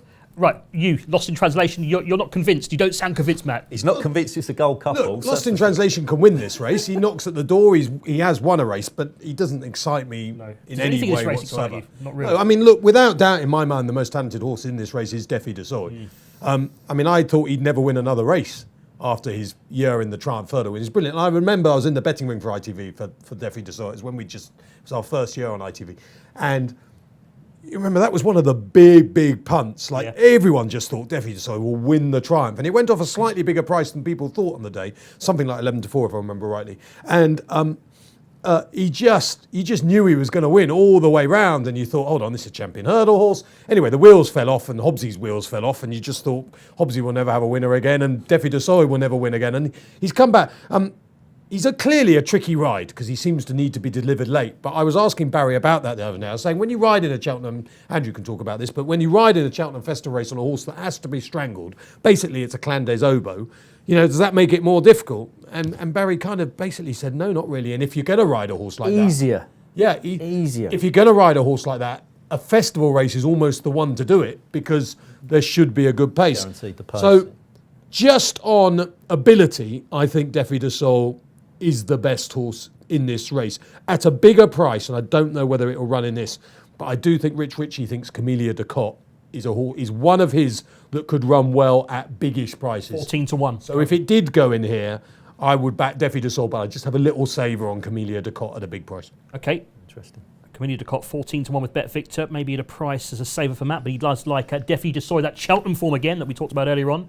Andrew, are you with one of those big two, or are you looking further down the list? This gets to the classic case of one of those races which, wasn't here 10 years ago. You'd had Defi de Soy in the Arkle, and you'd had Lost in Translation in the RSA. Mm-hmm. I think they're going for the right race with Defi de Soy because I'm a big fan. Because the pace of the race will be run completely different to the Arkle. We've talked about the Arkle, flat out from the word go. You've got all those front runners in there. Race like this, completely different. They warm into it, and I think Defi de Soy is one of those horses that likes to warm into the races. Just quietly pop away, warm the jumping up. From the Arkle point of view, I'm completely certain that Philip Hobbs has always been... Other people have been saying Arkle because of what's been dropping out. But this horse likes to warm up into the race. Absolutely perfect. And one thing's for sure, this horse won't be jumping to the front 2 out like it did at Cheltenham when Lost in Translation came back. Because Defi de Soy went past Lost in Translation like he was stood still. And then he's hit the front, idled a little bit, and Robbie Power's been able to gather Lost in Translation up and get back. Won't be in front till halfway up the running. Similar to Sandown last time out, and arguably Barry's probably thinking, do you know, he was up sides at the last and the second last, and I don't want to be there. I don't want to be there because the horse just doesn't do an awful lot when it hits the front.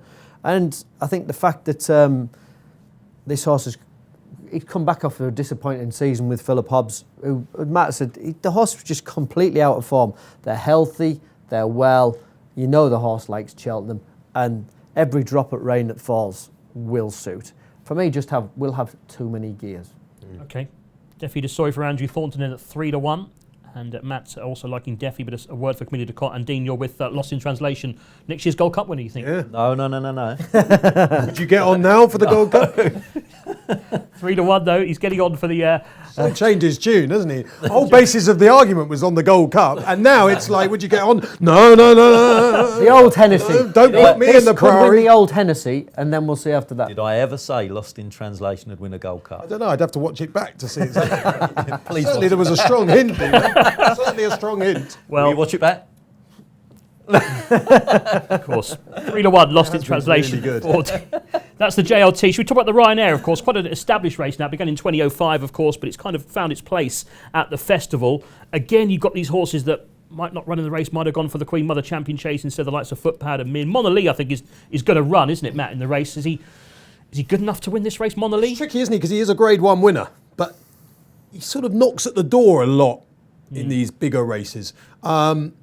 My feeling is if the ground is good to soft or good, I think Monolith is going to take a bit of beating. If the ground was a lot more testing, then I wouldn't still give up on Underso rolling back the years because, however way you look at it, he ran okay against Altior. I mean, some people say he ran really well against Altior.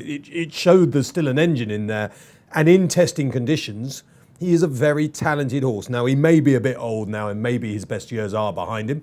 But when you look at the opposition, it's not amazing. No. So It's very competitive, though. yeah, Very competitive. How many of these would give Altior a race? And that is what Underso did. So, as I say, in testing conditions, I'm an Underso man. In less testing conditions, I would stick with Monolith. He ran a blinding race Underso at Sandown when he got beaten by Altior. Yeah.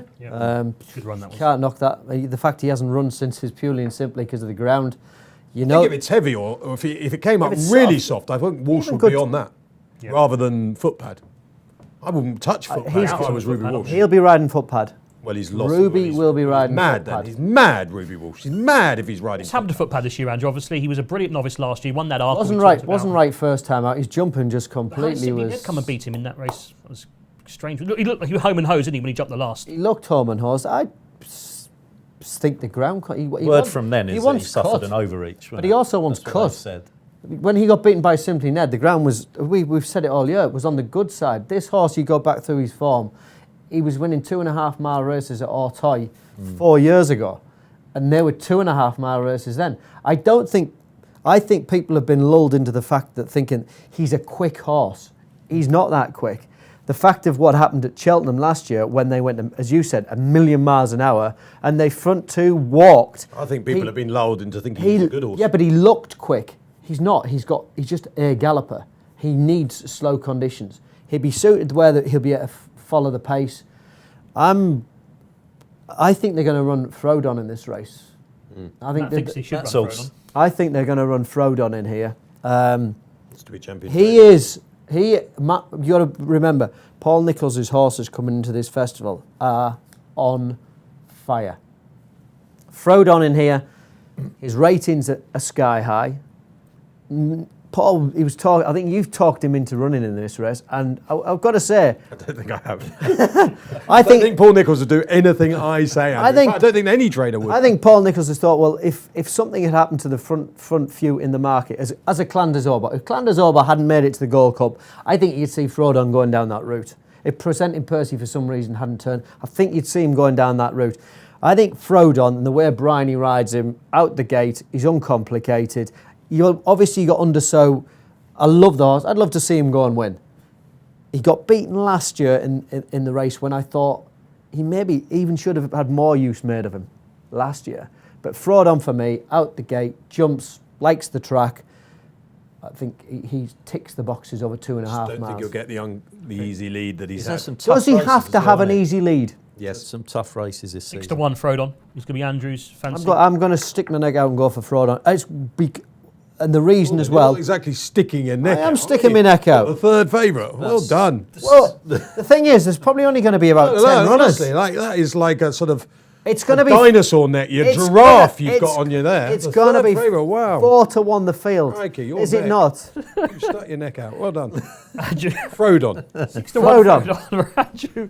We'll let those two carry on. Have their own little We'll be going for Sir Eric in the tram. I tell you what, I'm going to take. I'll take a chance here, Sir Eric. Dean, bring some sensibility back to the conversation. What do you like in this Ryanair? Worryingly, I'm going to agree with Matt. Monolly. Yes. Yeah, I think this trip is exactly what he wants. You can't say that he doesn't stay 3 miles because he's been second in an Albert Bartlett, second in an RSA. But I think he's better over this sort of trip. His form figures over fences, 2 mile 4, 2 mile 5, first, third, first. His only defeat was on his seasonal debut. He's beat Alboon Photo in a Grade 1. That's a lively outsider of sorts in the Gold Cup. I think this is his trip, and he's the most likely winner. Okay, Monolly then is Dean's fancy at 4-1 currently with Bet Victor. Footpad the favourite. Rachel Blackmore will ride him? Monolly, she rode him when she won at Goran, didn't she? Yeah. Do you think Noel Feeney will get back on? Yeah, interesting. Anyway, I interrupted you there, just fine. as you were wrapping up. I was kind of going to wrap up, and that's an interesting point. I mean, what a season she's had, hasn't she, Rachel Blackmore? Extraordinary how she's... You know what? I think there's so many similarities between her and Bryony Frost, although obviously she's had a lot more winners than Bryony Frost, but the biggest similarity is, for whatever reason, these two girls can get horses to jump. They just seem to love jumping for them. And it is jumps racing. And if you can get a horse to jump fluently, however strong you are in the finish and all that kind of stuff, you nick lengths in the country. And if you nick lengths, you win races. Natural horse people, though. They just let the horses jump out their stride, don't complicate it. That's what us jockeys try. That's what us jockeys do. We complicate the issue. Do you think you had that natural bond? I used to love bounce out going forward. The whole thing is you'll see the likes of Bryony, Rachel Blackmore. They just let the horse go whatever pace it wants to go. Whether it's if they're flat out, they'll drop in halfway.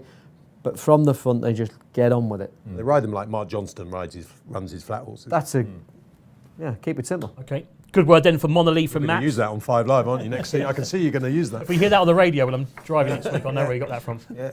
So Matt says Monolly 4-1, but if it's heavy or soft, Undersow at 5s. That's right, isn't it? if it He's gets really sticking soft. his neck on the line with under sort of fives. You'll go with And throw. then You're sticking your neck out with Yeah. throws on at sixes. Yeah, And inspiring. Dean's winding his neck in with Monolith. Oh, The one. That's the panel's thoughts on the Ryanair. they're going to be 4-1 co-favourites and 3 in the jump off. That's the Ryanair thoughts wrapped up. Let's now talk about the Stayers hurdle. Let's start with Dean this time. Obviously, this hot favourite, isn't it? Paisley Park. It's a great story, isn't it? Of course, the owner who's blind from birth. Yeah. I mean, it'd be a great opportunity for him to have a Cheltenham winner. This horse does look the part, didn't he? I mean, that Cheltenham win last time, that's the best piece of form by a mile, isn't it? Well, every English contender was in that race. Yeah. So if he's going to get beat, he's going to get beat by something from over the sea. I was at Emma's before the season started, and the way she spoke about Paisley Park, I doubt she thought that it would reach these dizzy heights, but you could tell she thought the horse was an absolute machine. My only worry with Paisley Park is 9 of the last 10 winners of the Stayers had 3 runs or less, and all of them came into the season November or later. Now, Paisley Park was on the go from October. It's had the 4 runs. When she brought it in, obviously I don't train horses, but I doubt she was imagining we're going to be hot favourite for the Stayers hurdle, even though she rated it highly. If it can produce that run that it produced at Cheltenham last time, it should win. And if you look at the rest of the runners, there's no strength in depth. I mean, Matt's a massive Forheen fan. We know that. Super Sunday, is that going to go for this race, or will it go? I suppose that depends on the ground.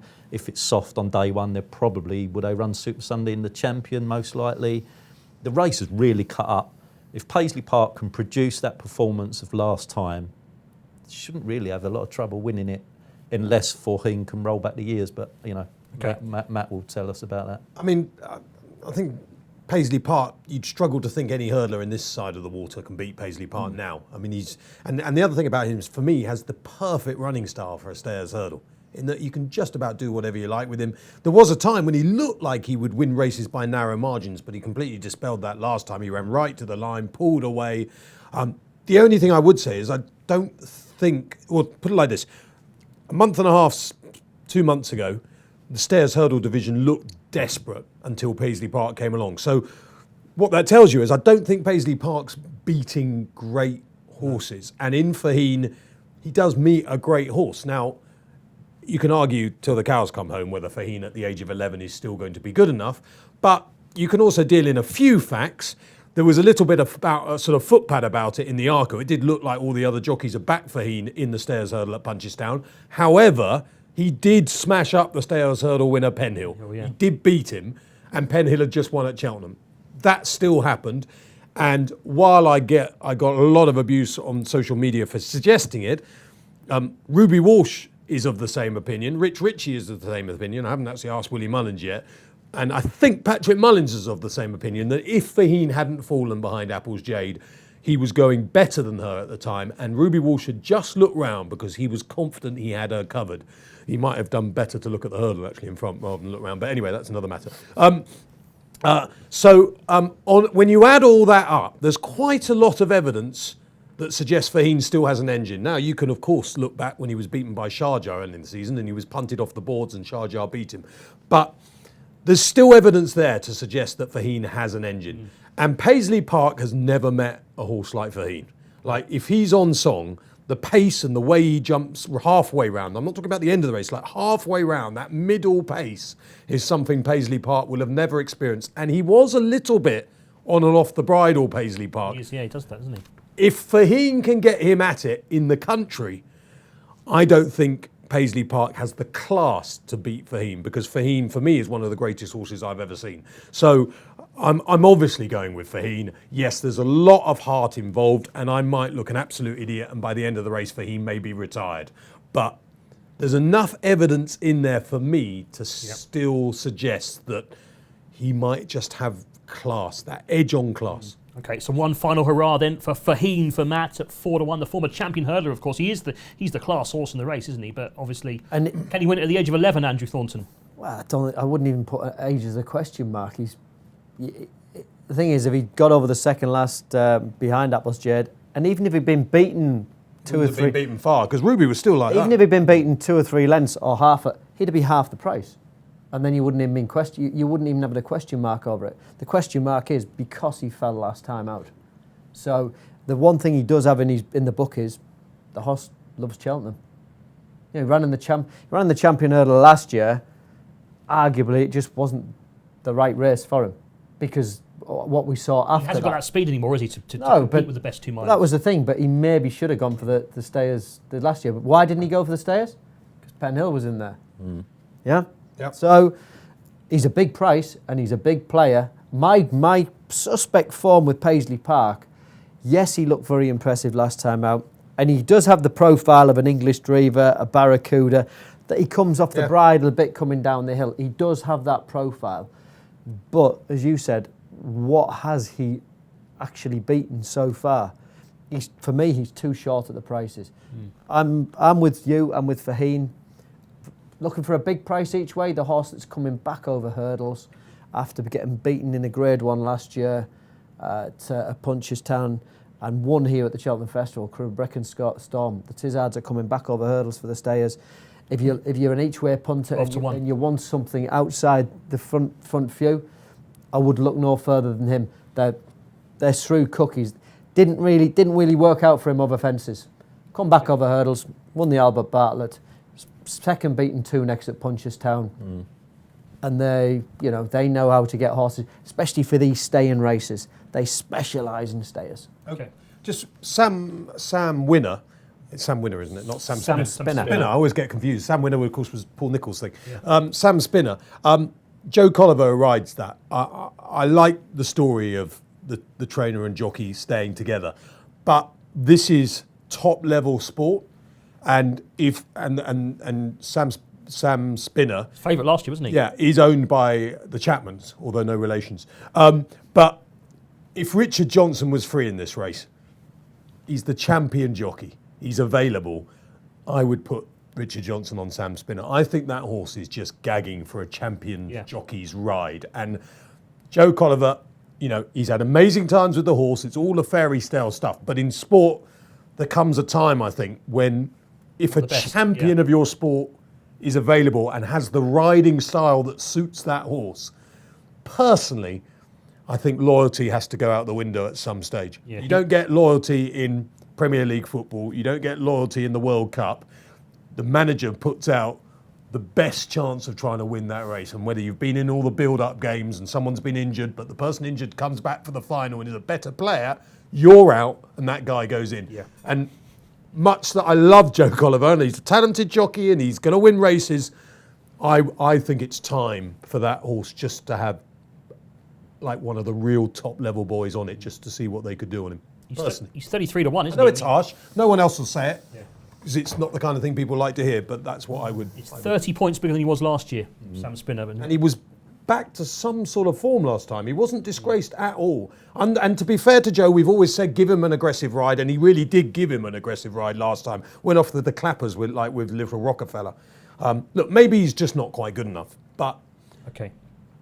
He's one of the price, but you're sticking with Faheen at 4s. Andrew, you are... I'm a Faheen fan. Well, I am a Faheen fan. Paisley Park, despite she's not in a Cheltenham winner for 9 years, Emma Lavelle. Does that matter? No. It doesn't, does it? Am I right in saying Aidan Coleman's gone for his first Cheltenham winner? It's unbelievable that he hadn't ridden a Grade 1 winner since this horse came around. So he's been the sort of top 5 or 6 every season. What the hell has he been doing? I just think the race is just completely cut up. So we will go with Paisley Park more from that. We do often say about this, we're looking for another hurdler to come through. Your big bucks dominated it, your English Dreamers dominated it. But you might often say that it is often the weaker division because everybody wants to go for the Gold Cup.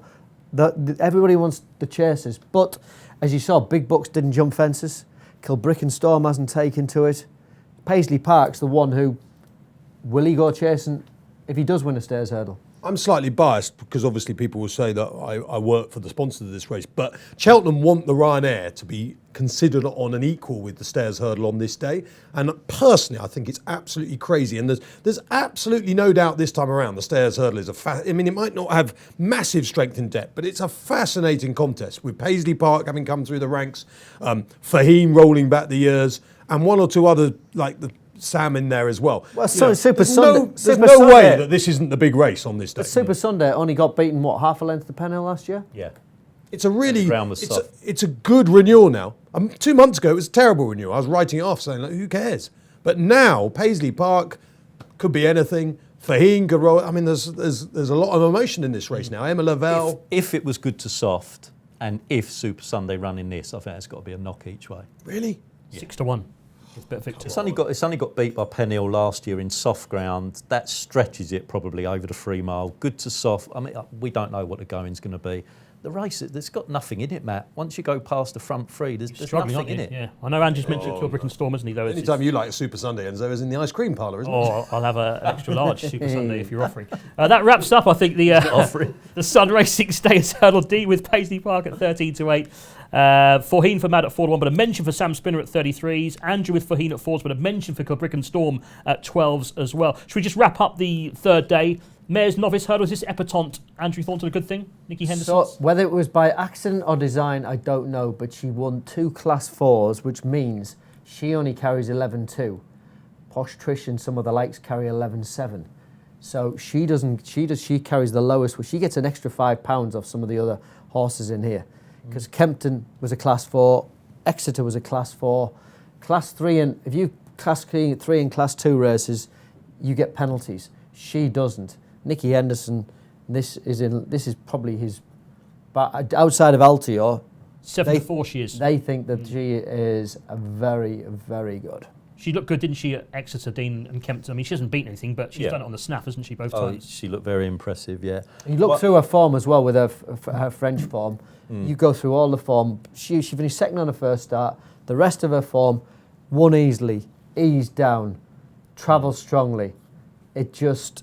She could be just in a different parish to the rest of these. Matt, epatante, you seen her run at Exeter? Yeah, I mean, I'm going to tip up Honeysuckle in that race, but it's not a race I've got a massive opinion on. I mean, they keep winning both of those two horses. It's kind of guessing which one's better than the other at this stage. The race will tell us. Although I appreciate it would be nice to know beforehand. But Barry Geraghty did 10.5 on her first start. What does that tell you? That he can do 10.5. The last time he did 10.5 this year. Well, that's what professional jockeys do when they have big race mounts. Just in the Kim Muir, there's a horse called Live, Love, Laugh, another Ritchie horse. I don't know, it's got loads of entries. I think it's got about 6 entries, Live, Love, Laugh. But again, I believe that horse, wherever it runs, will be a big price. And I have a feeling it might just be worth a second look. Okay, that's the Kim Muir. Anything else? Wrap up the... Yeah, we got one in the Kim Muir. Go on. When we went to Emma's earlier in the season, we asked for a horse to follow. She gave us Durasha Counter.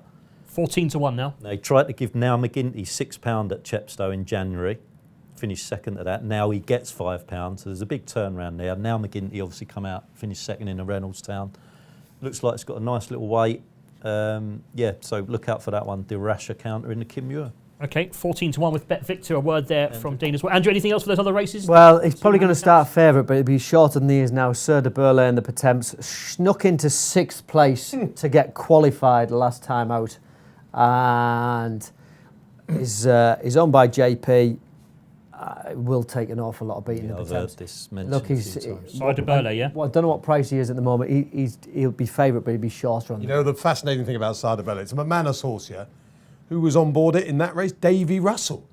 All the McManus jockeys say, I'm not going near Sire de Burley. And then you have a look at the in-running comment. Look, he was on the inside and he had nowhere to go, Matt. Oh, yeah. Well, this is held up on the inside, nowhere to go. Pushed along, headway from 2 out, ran on into never threatening 6th. How's it go?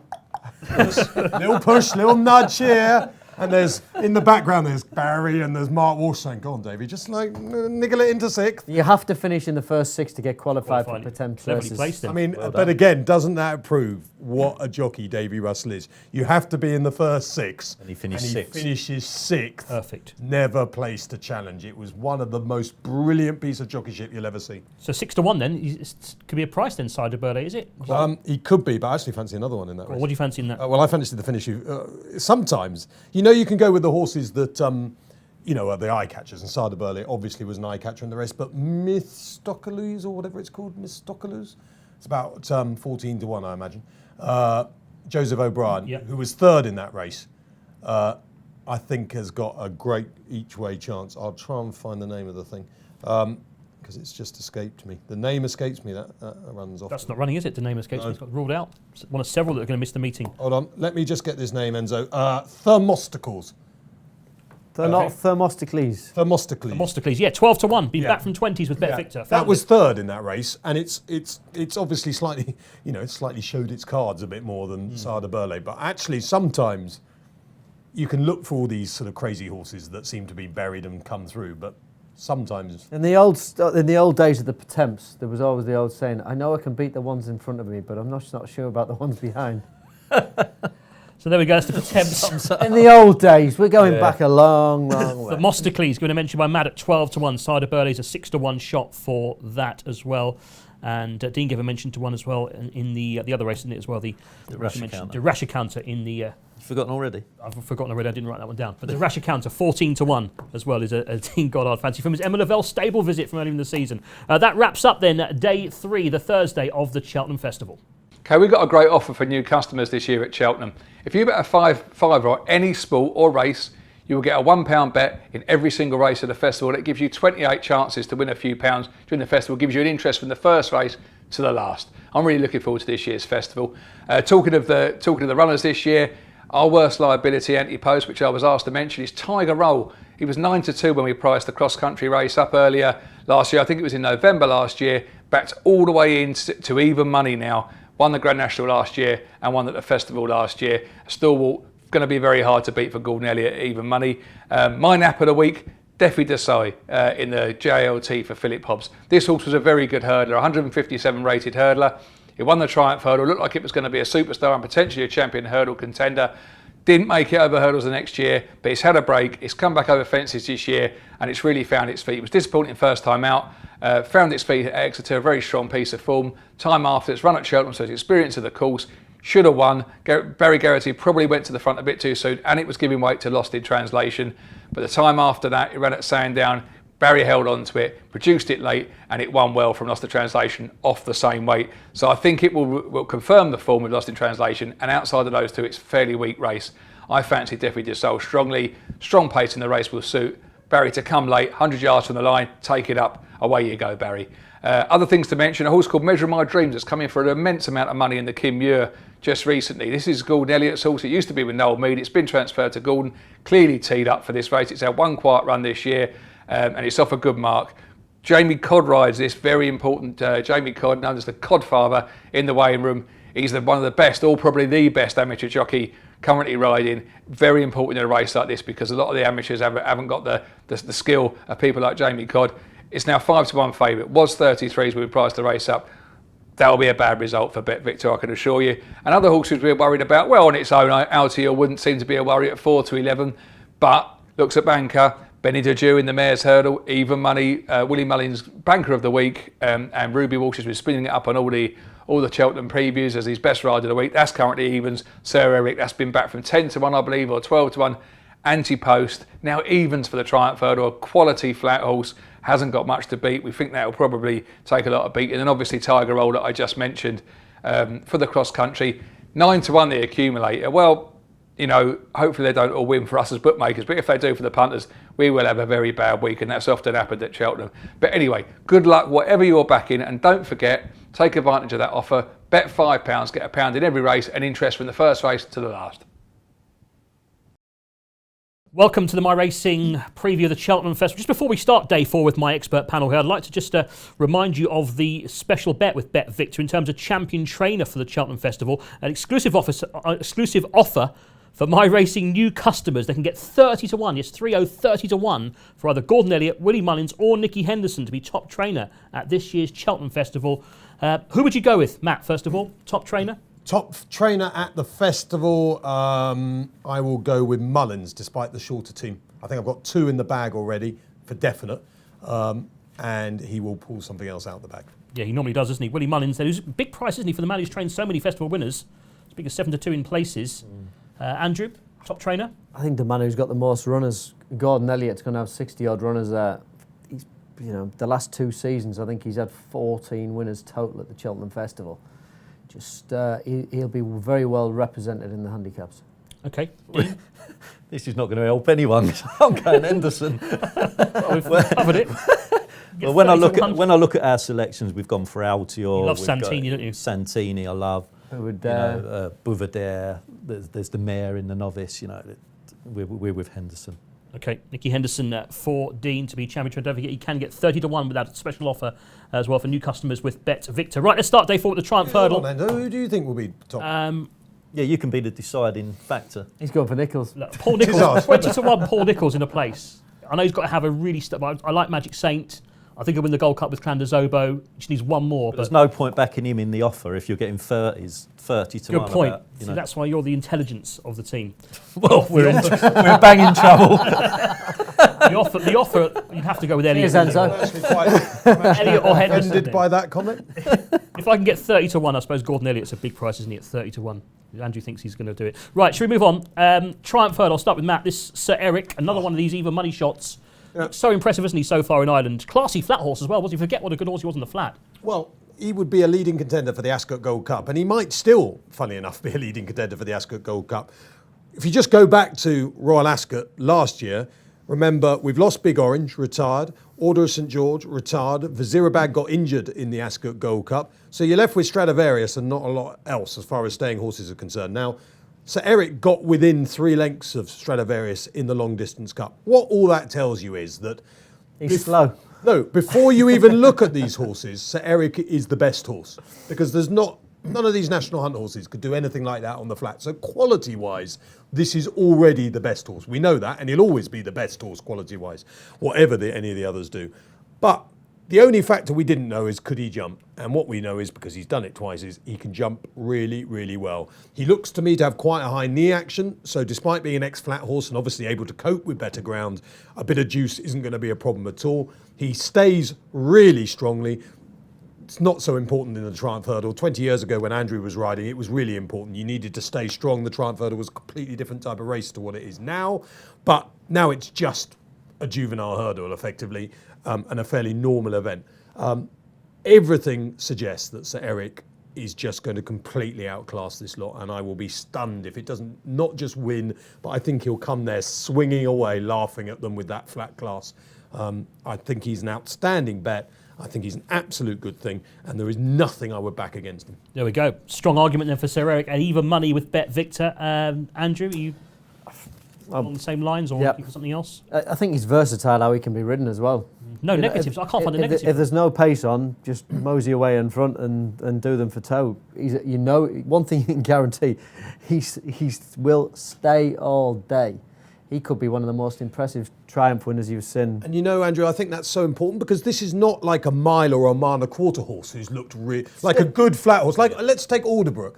Like, if you, back in the day when Alderbrook won the Champion Hurdle in 1995, beat Large Action, you could have argued if he'd made a really bad mistake, you might just be suspect about his stamina, recovering, getting to... But with Sir Eric, because he's got that stamina, I'm not even fussed if he makes the odd little mistake because I know he stays. Like, he's going to do his best work at the end, not at halfway. When you think that you've got to go back quite a lot of years since, for me, you've seen something this good, you've got to go back to Alderbrook, who won a champion. You've got Royal Gate, who was a very good flat horse. And the thing with these horses have been missing because they've been going to Dubai.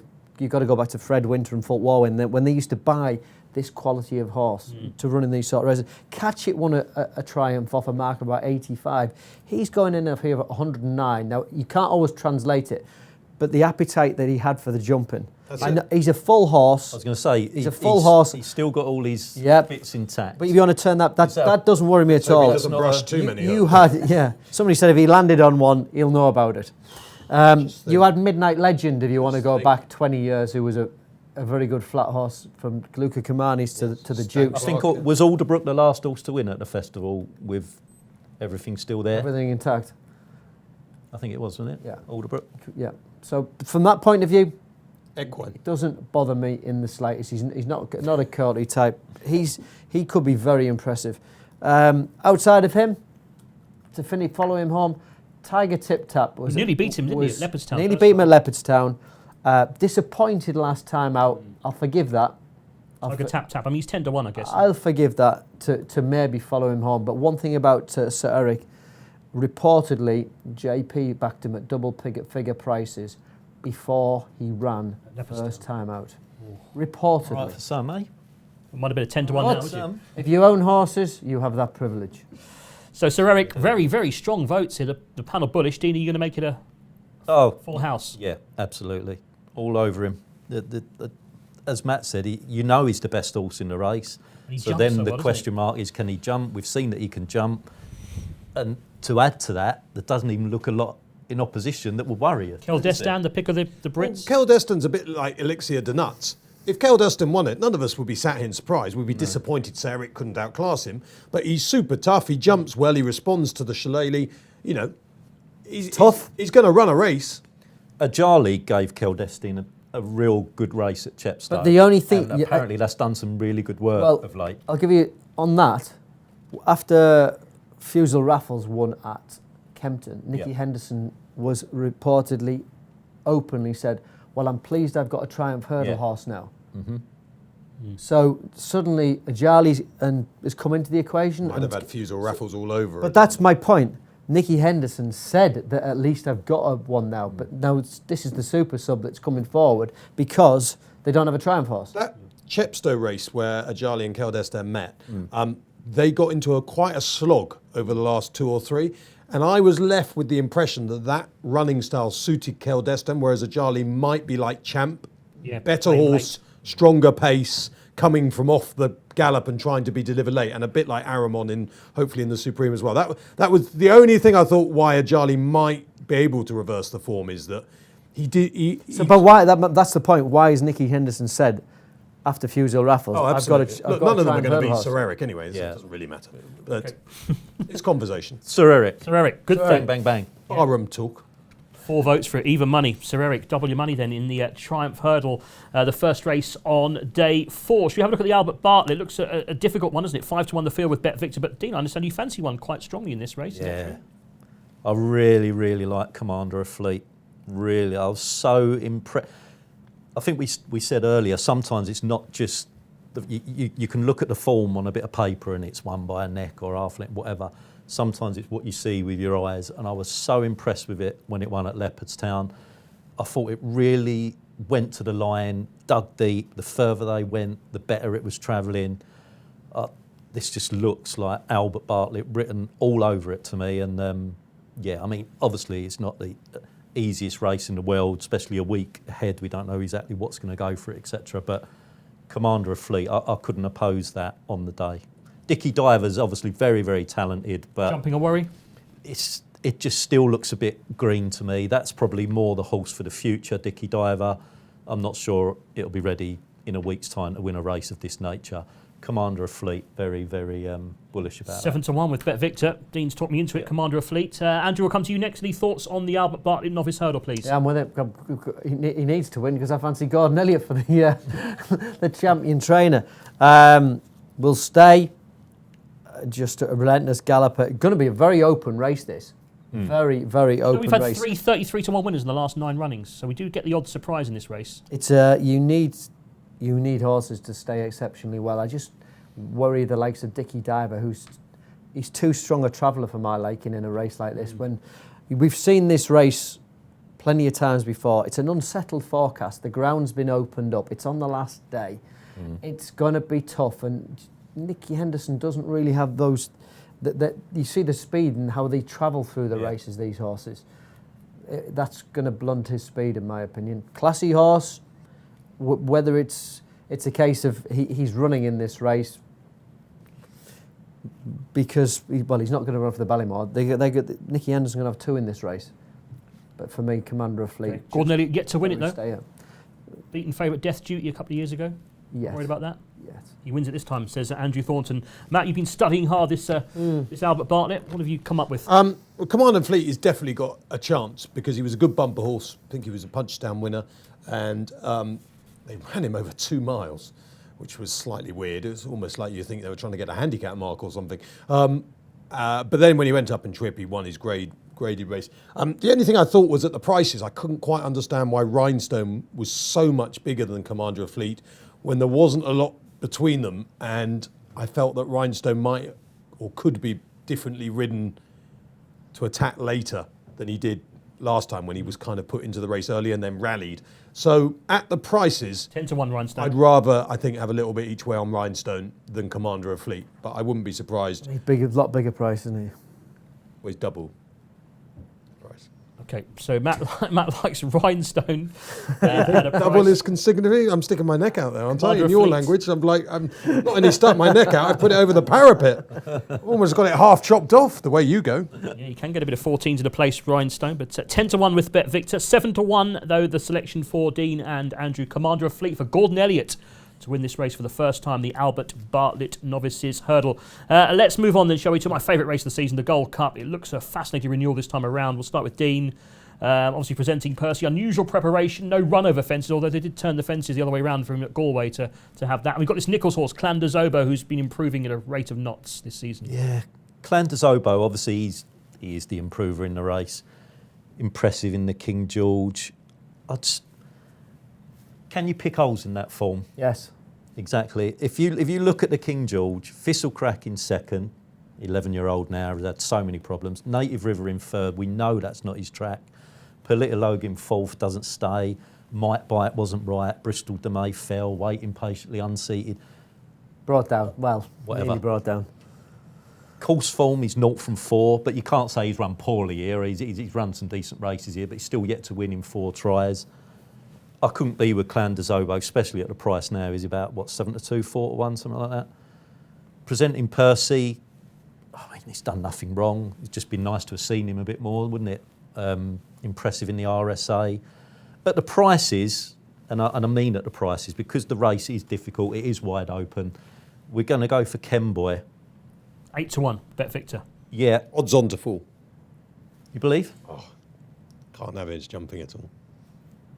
But if he doesn't fall, he's got a bit of an engine. So what are you? Well, no. You have your say, Dino. No, I don't want to that- interrupt you, that- but I just... What do you like? My thing with Kenboy would be he's been to Cheltenham Festival twice before and he hasn't really performed round the track. I don't think for me he doesn't handle the undulations. He won at Christmas when there was absolutely no pace on. They dropped him in early doors. Given a very good ride at Christmas when he thought, do you know what, I'll let him slide along in front. Got his own way. Road to Respect got nearly turned over twice. Ground was on the quick side. The fact for me, Kenboy, I have to have a horse who acts round Cheltenham. And for me, Clan de Zobo, you've nailed it on the head. 0 from 4 at Cheltenham. Is he a different proposition now, though? Has he improved? I just on last that season? stat, I put that stat up and someone quickly put up that Native River was 0 from 4 from Cheltenham before he won the Gold Cup.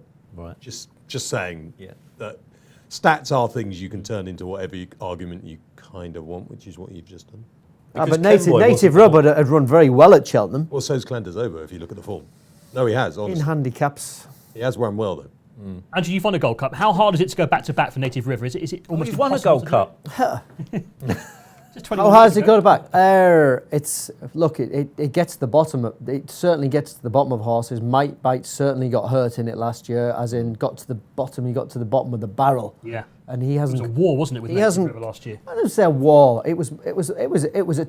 There's no Gold Cup is easy. It's a thorough test of stamina, and not a Might Bite. Surely that ran Cool out Dawn of Gold ran Cup. out of stamina. Cool Dawn Gold Cup must have been easy. How did Cool I Dawn? promise you, Vic, didn't you? That was I Strong know, Promise man. second. Doran's Pride third. Owen's Pride third. Yeah. But again, that comes back to he wasn't the best horse in training, but he was the best horse on the day.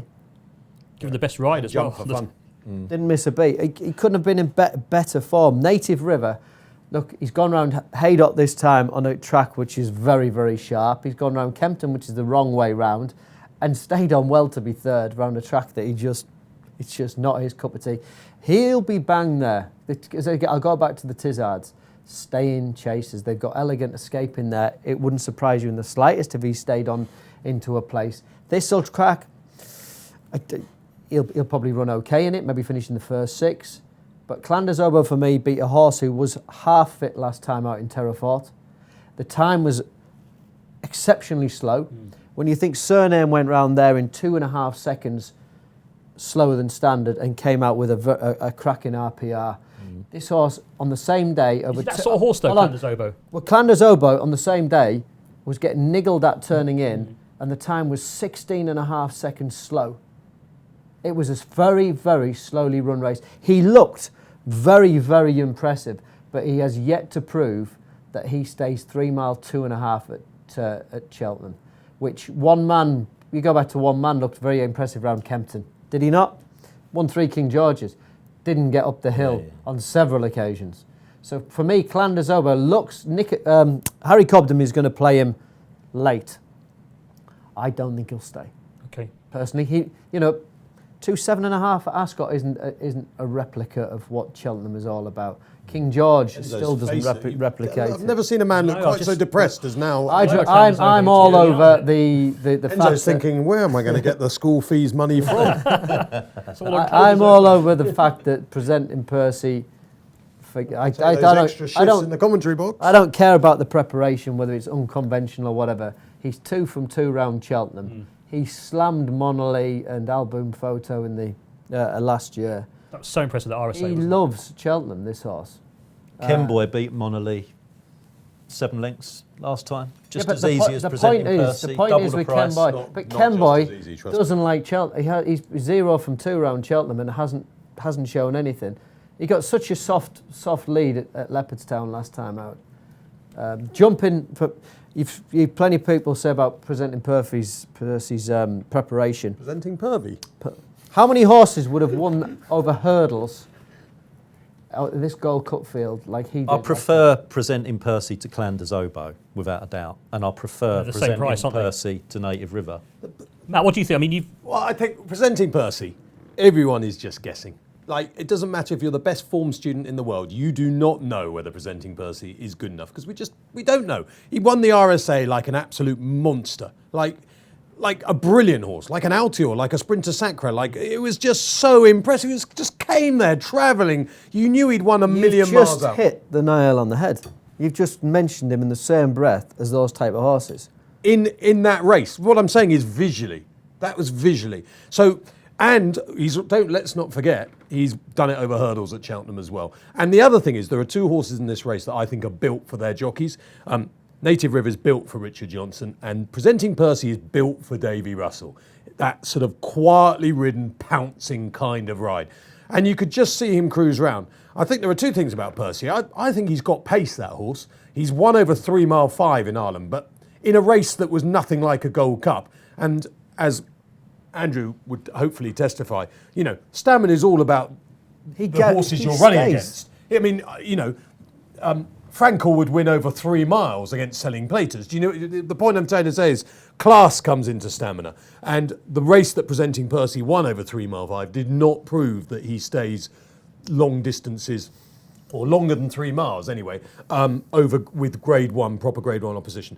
But he could just be miles better than all of these presenting. He could be. do you think if there's a champion in the race, it's him? He's a No, not necessarily. I'm just saying he could be a worldie. And only the race will tell us. How do we know he's only just beaten Kalaltovic, who's relatively useless. He's only just beaten Limini, who would not be a massive fancy for any race. So, But he was ears pricked, bolt upright between the last 2. What would Kalaltovic would be 3 fences behind in the Gold Cup. Yes, but he doesn't do a stroke when he's in front. That's my point. The thing is with him, what I like is where he came out of. Tom Costello produced The Thinker. They found Cool Dawn. They found Best Mate. They found. I'm sure they found a lot of rubbish. They ones have as well. found but the whole thing is, from a jumping point of view, this horse has been jumping since he was a 3-year-old over fences, before he's ever had a saddle on his back. It's the school where he's come out of. They school him, they jump before they can gallop. The fact that he hasn't, it would worry me more if he'd run in the Bobby Joe. It would have satisfied everybody that he's run over fences. But we all know he jumps brilliantly. So why do they need to satisfy everybody else? If he'd had 3 runs in 6 weeks, that would worry me. The fact is that he had a... But the race is going to answer all these questions. If he wins, Pat Kelly will go down but as the one whole of the thing legends is, of the game of what he's done. If he gets beat, everyone will say, what were you doing, Kelly? Matt, we've seen Best Mate and horses winning at Christmas and then not running. The whole thought before was, everybody was saying, oh, can you run a horse and just winning before Christmas and then go and win a Gold Cup? That was blown completely out of the water by Best Mate. So that stat has been completely put to bed. There's no logic to this kind of thing. Make a Stand won the Champion Hurdle. I know it's a Champion Hurdle. Having run about 10 times, have been round Stratford in the summer and won, the Tote Gold Trophy at Newbury and things like that, and won a little race under Chris Maud at Stratford along the way. And then you've got Bouvedere who runs 2 or 3. I mean, every horse is different. I just don't think there's a logic to one horse can only run once. You'd like to think that the trainer is going to know more than anyone. Well, Let's come back to it. Cheltenham form. What's the Cheltenham's trainers? His form at Cheltenham with the horses he's had going there. Okay. Last 5 horses have gone Kelly? there. Kelly. He's had 3 winners, and Maldini got beat that. Well, no one even knows Pat Kelly's still alive, to be quite frank. But look, presenting Percy, if he wins, no one's going to be surprised. If he loses, no one's going to be surprised. I just don't know. I can't even really have a massive opinion on him. He could be a monster. Clandes Oba, I actually don't. I think stamina I hadn't really thought of too much, but Andrew might be right about that. I think he could have jumping issues. I don't like the strangling. He's jumping. I don't. Brilliant. I'm not so sure. Stamina is completely. I will predict now. Clandes Oba will come down. Native River for me is just a brilliant bet. Solid. Brilliant Even each way at 5-1. Because rain's coming. Ketley says it's going to be soft. I believe him. And the Cheltenham Gold Cup has bottomed horses, but Native River is a horse who loves to be bottomed. That's what he does. He's not a normal type of horse. And he hasn't been bottomed this year either. No, he's not flimsy. He's not flimsy. He's just, when the going gets tough, Native River gets going. And for me, as I say, he's built for Richard Johnson. The moment the tape's up, chucked into that first fence, stays all day, loves the mud. And when these horses hit the pain barrier at the 3 mile, and they've got to do that extra 2.5 furlongs, that's when Native River's he's going to have a look at them and say, okay, come and get me if you're hard enough. Because that's when he gets going. And I just think... You're a Native River man. All over. And I think Bells Hill has the talent to run really well, but he has thrown away. I mean, he should have won the Irish National. He threw it away. He is talented, and he'll be ridden, I imagine, not off, right out the back. He could be the Annabelle Fly of 12 months ago. He's on his own. He's on his own. There's plenty of these... The plodder who could plod through. From my point of view, he's your Sir Rembrandt, who they just stay and they keep galloping and they keep going up the hill. Okay. The best horses don't always win the Gold Cup, because it's such a difficult race. I've said this for years. 3 times up the hill at Cheltenham. Race. The thing is, they set off over the first 2 fences, flat to the boards, and that's where it gets them to start with. That you're setting off at the bottom of the hill, and you've got to come up that hill 3 times. I can't remember a single Gold Cup winner that had to be strangled all the way around. Clandes Obo. I can't think of any... Is he a wayward lad? He's not as good as Wayward Lad. No. But that's my point. Yeah. Travel coming to the last, but from the back of the last... Lots of good horses. Like Cypher Mortar was one of my favourite horses. They always tried to make him into a Gold Cup horse. He'd always win what was the pillar chase then, probably Cox's One man. And he wouldn't get home. You see, Clandes Obo isn't a one man. No. One man didn't get up the hill. What about Jacquardin? We did it was second so many times, wasn't he? Didn't quite have that last. He just wasn't good enough, was he? There's not many horses that win the King George and the stamina. Gold Cup, is there? They're running the Ryanair. They're completely different races, the King George and the Gold Cup. It's That's run why at not about many horses 40 win the pair. seconds. Seymour did it, didn't he? You rode Seymour in the. Seymour was, but how good he was. So you're saying Clandes Obo is nowhere near your Corto Stars, Denman, Seymour businesses, That's isn't not, look, I mean, he might be. But he's not you go through his pedigree with Clandes Obo. There's not, from a staying point of view, there isn't that staying pedigree either. Whereas presenting Percy, you go and have a look. You can get your money back, Enzo. Get it back now. Stamina. Just trying to see if any non-runner no bet or some sort of. I mean, I think we're saying there's anything between 4, 5, 6 horses in this race. If they win, we're not going to stand there and say, how's that won the Gold Cup? It's wide open, which is why we've sort of gone for Kenboy as a bit of a value, because we don't want to be with Clandes Obo. We think... Willie's thrown for the race. He's never won the race before. Your album photo, your Bells Hill, invitation only. The Theistes has a good... There's another horse. If you were looking for something that might hit the frame at a big price... 25-1 invitation only. It's the Theistes on his own. you know, it's a real staying race that. We've got to wrap It's a up. massive Presenting fight. Percy, you're with? Absolutely, 100%. Matt's Native River. Absolutely, 5-1. 101%. Kenboy. Kenboy, a bit of value. I'm not quite 100% now on Clanderzobo, more about 10% after. 36%. Yeah, I'll stick with Clanderzobo, who the panel don't fancy at all. That wraps up the Magners Gold Cup thoughts here on the MyRacing.com Cheltenham Festival preview. Let's talk about the rest of day 4. I mean, we've got 4 other races, haven't we, on the 4th day? Fox Hunters, the Fred Winter, the Grand Annual. Fox Hunters. Come on. Hazel Hill. Look, 100%. Copy his notes. Hazel Hill. I saw him win last year at Sheriff Hutton. He's won 3 out of 3 over Hunter Chases. Very impressive at Warwick. He might be 11 years old, but this is the first year they've decided to be bold enough to go and have a. He's a Scottish national. For me, after this, go for the Scottish national because he's so well handled. He's off a marker 139. Potentially for me, he's as good as an Earth Mover, who won a Fox Hunters. He's completely unexposed.